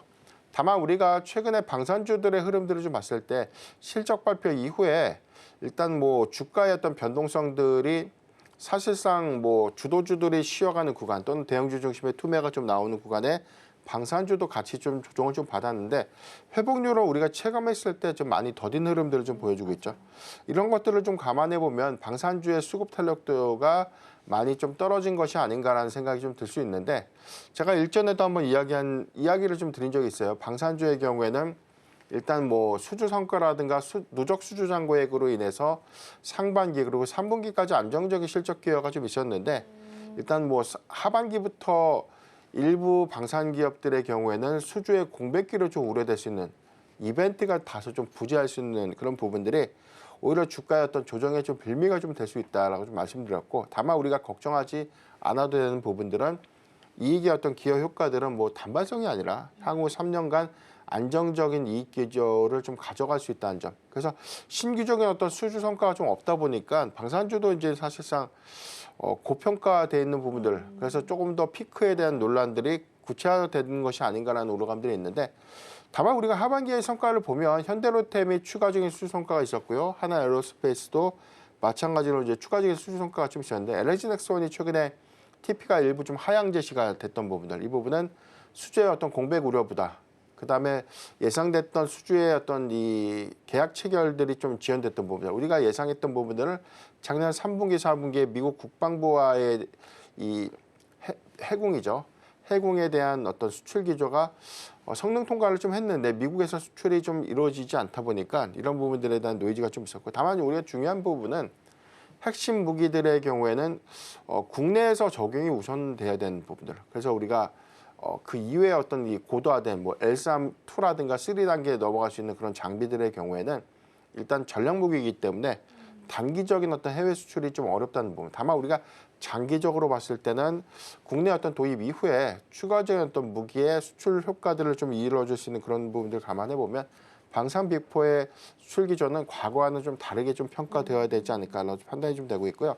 항공우주 부분에 대해서는 일단 개별적인 어떤 요인들보다는 최근에 아무래도 뭐 위성에 대한 어떤 발사라든가 그다음에 우리가 좀 기대했던 군수 시장이 집중되고 있는 우주항공 분야가 아직까지 뭐 민수 시장으로서에 대한 역량을 좀 가져가기에는 시간 또는 어떤 시점의 어떤 지연들이 사실상 그런 기대 효과들을 좀 반감시키지 않나라고 볼 수 있는데, 우리가 좀 주목해볼 포인트들은 뭐 우주항공청에 대한 개청 이후에 사실은 뭐 민수 시장에 대한 개방 부분들이 점진적으로 좀 이루어질 수 있는 그런 부분들을 좀 주시를 해보면 저는 뭐 항공우주 부분은 우리가 선별적으로 좀 관심을 좀 가질 수 있는 구간이 좀 되지 않나라고 좀 판단해 보겠습니다.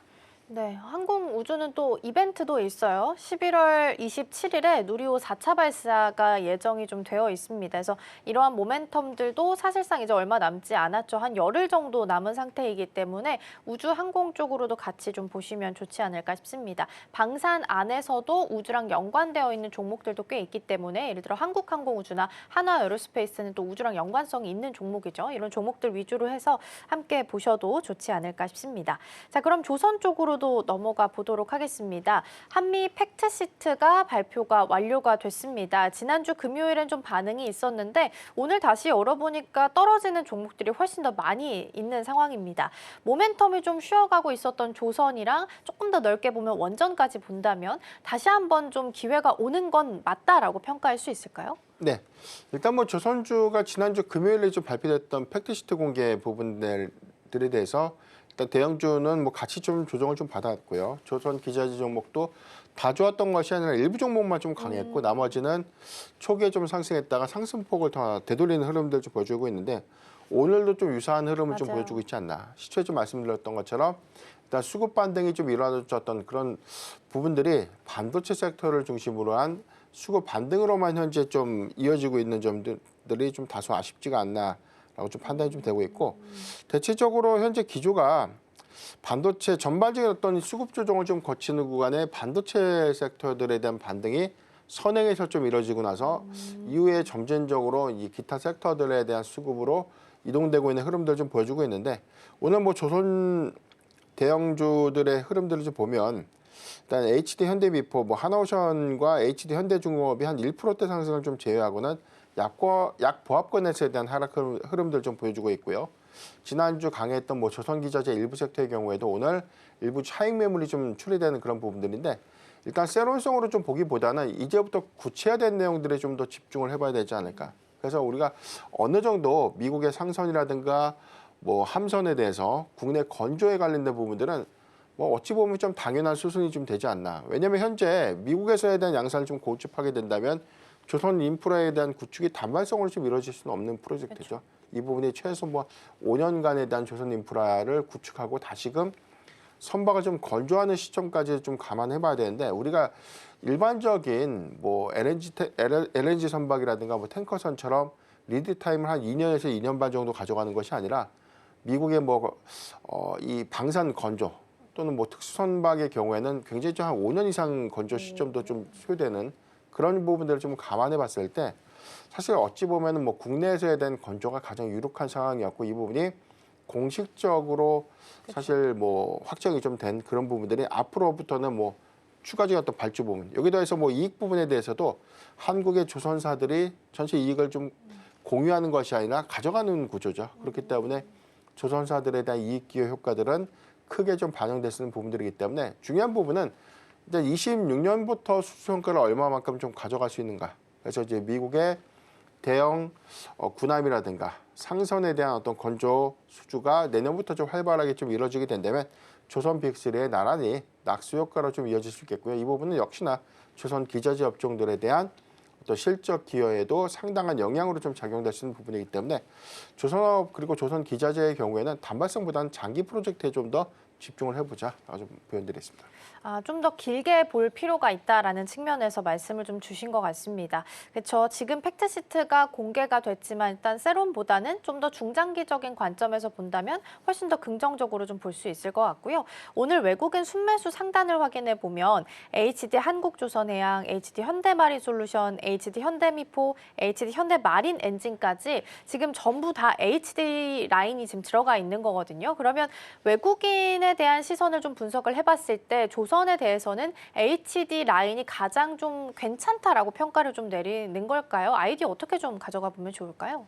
일단 뭐 대형 군함이라든가 이런 부분들은 우리가 뭐 특화돼서 좀 집중될 수 있는 회사가 HD 현대그룹이 좀 가장 큰 수혜가 좀 될 수 있겠죠.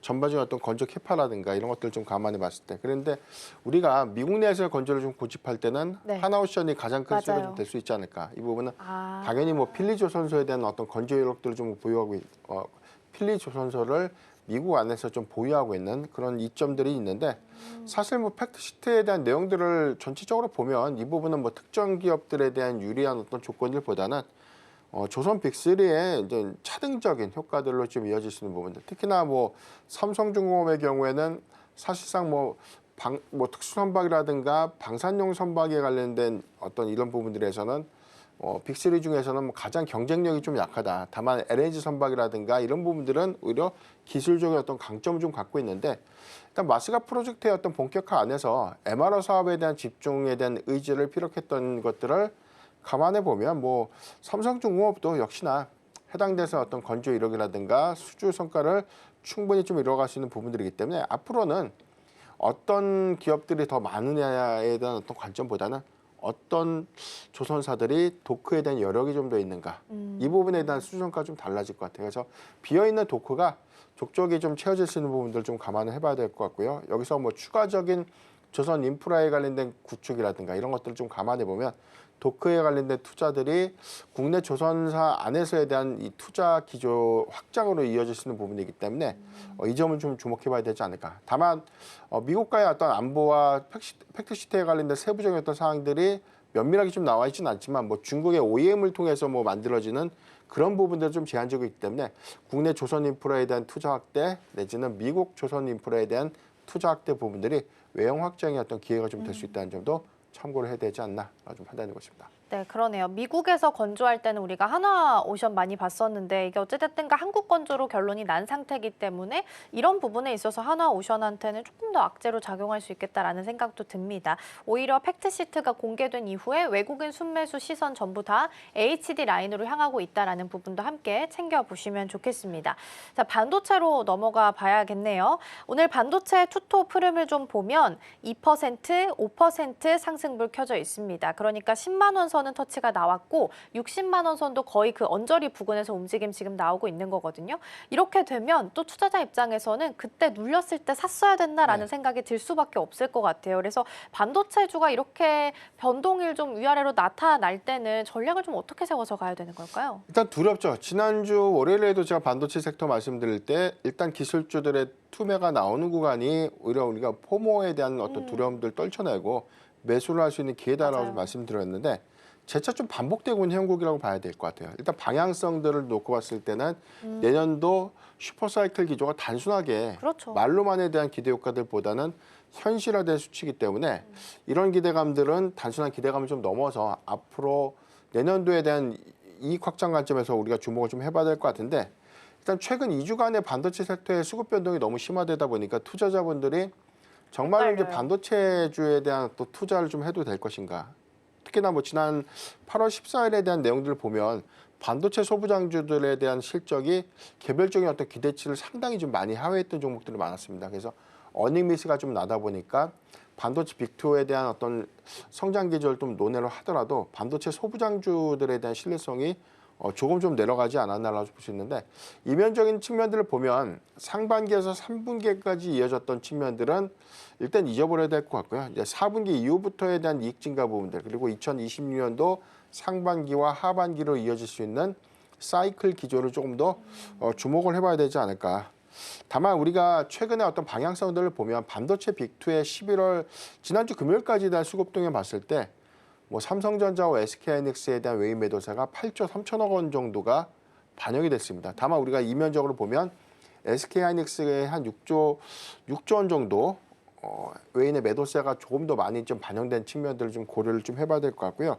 일단 이 부분은 국내에서만 특화된 기조보다는 AI 버블 이슈가 미국 빅테크 종목들의 조정이 좀 빌미가 좀 될 수 있겠고 이 부분은 재차 좀 반복적인 흐름들을 보여주고 있기 때문에 아직까지 명확하게는 정말로 AI 버블론을 좀 뛰어넘고 안정적으로 다시금 좀 반도체 섹터가 점진적인 좀 우상향을 좀 할 수 있는가 이런 부분들에 대한 우려감도 좀 있는데 일단 엔비디아 실적 발표가 이번 주에 중요한 분수령이 좀 되지 않을까. 그렇기 때문에 뭐 최근에 모건 스탠리가 좀 전망했던 부분들은 뭐 매출액, EPS가 뭐 컨센서스 좀 상회 예상을 좀 했고요. 차기 가이던스도 상향 제시가 좀 되지 않을까라는 어떤 긍정적인 어떤 의견을 좀 주고 있다는 점과 대체적으로 엔비디아의 어떤 이 기조들을 좀 보면 이번 실적 발표 이후에 내년도에 대한 루빈 출시 전략이라든가 새로운 어떤 데이터 센터에 관련된 어떤 모델 구축, 그다음에 뭐 차세대 AI 칩에 관련된 어떤 방향성들을 언급하게 된다면 오히려 그런 불확실성들이 좀 더 완화되는 계기가 좀 되지 않을까라고 좀 판단하고 있습니다.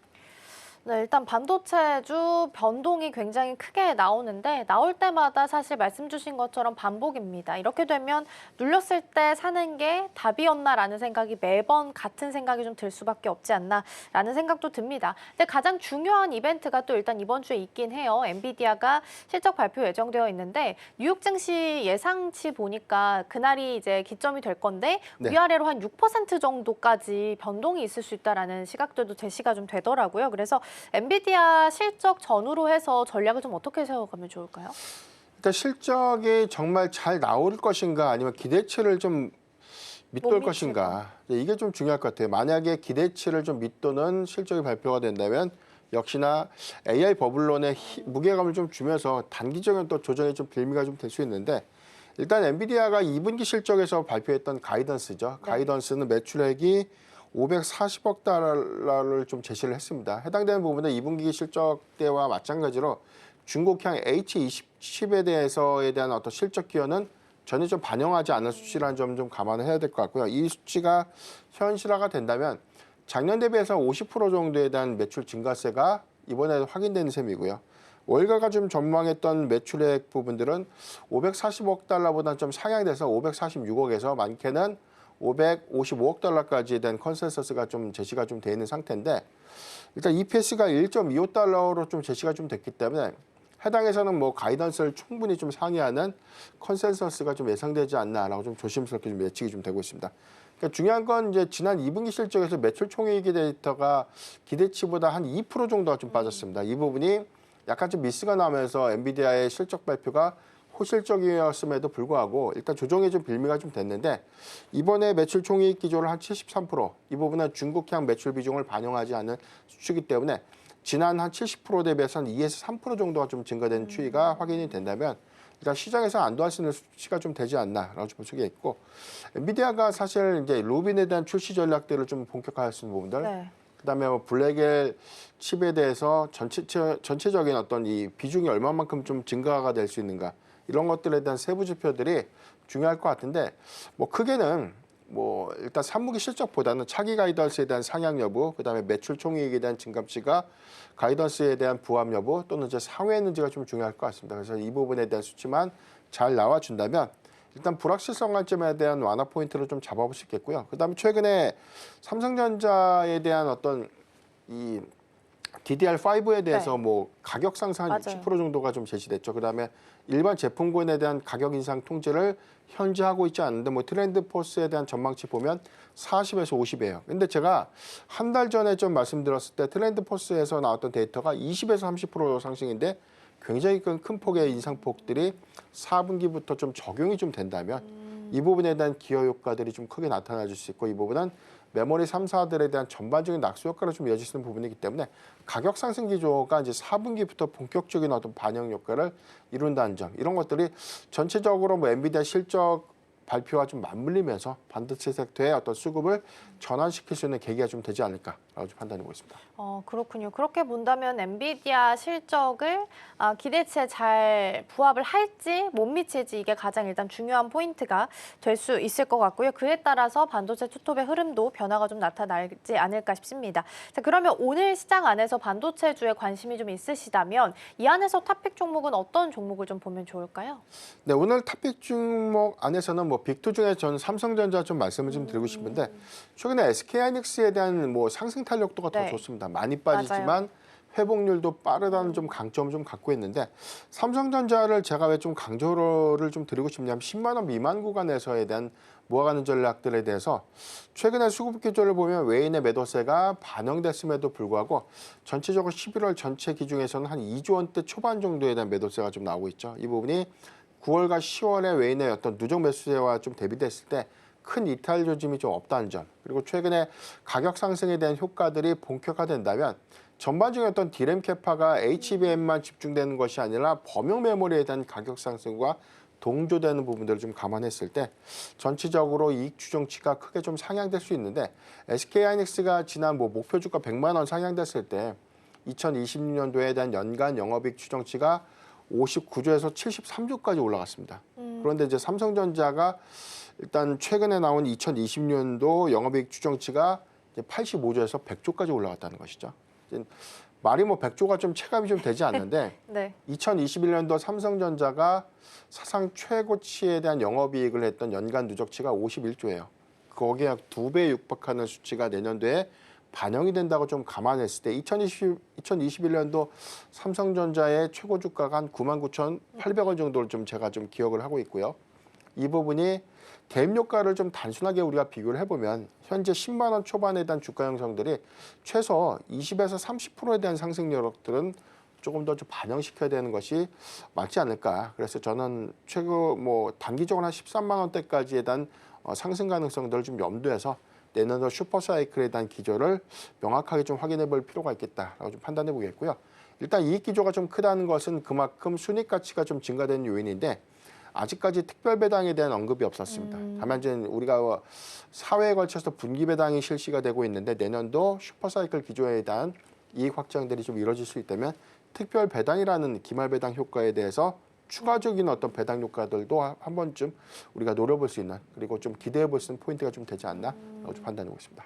네, 삼성전자는 다시 10만 원을 탈환을 했습니다. 이렇게 보면 진짜 10만 전자 밑에서가 항상 어느 때나 좀 기회였나라는 생각이 좀 들 수밖에 없는 것 같습니다. 오늘은 한 3% 가까운 상승률 보이면서 지키고 있고요. 오늘의 토픽은 삼성전자로 정리해 주셨습니다. 자, 대표님과는 여기서 인사 나눠야 될 것 같네요. 오늘 말씀 고맙습니다.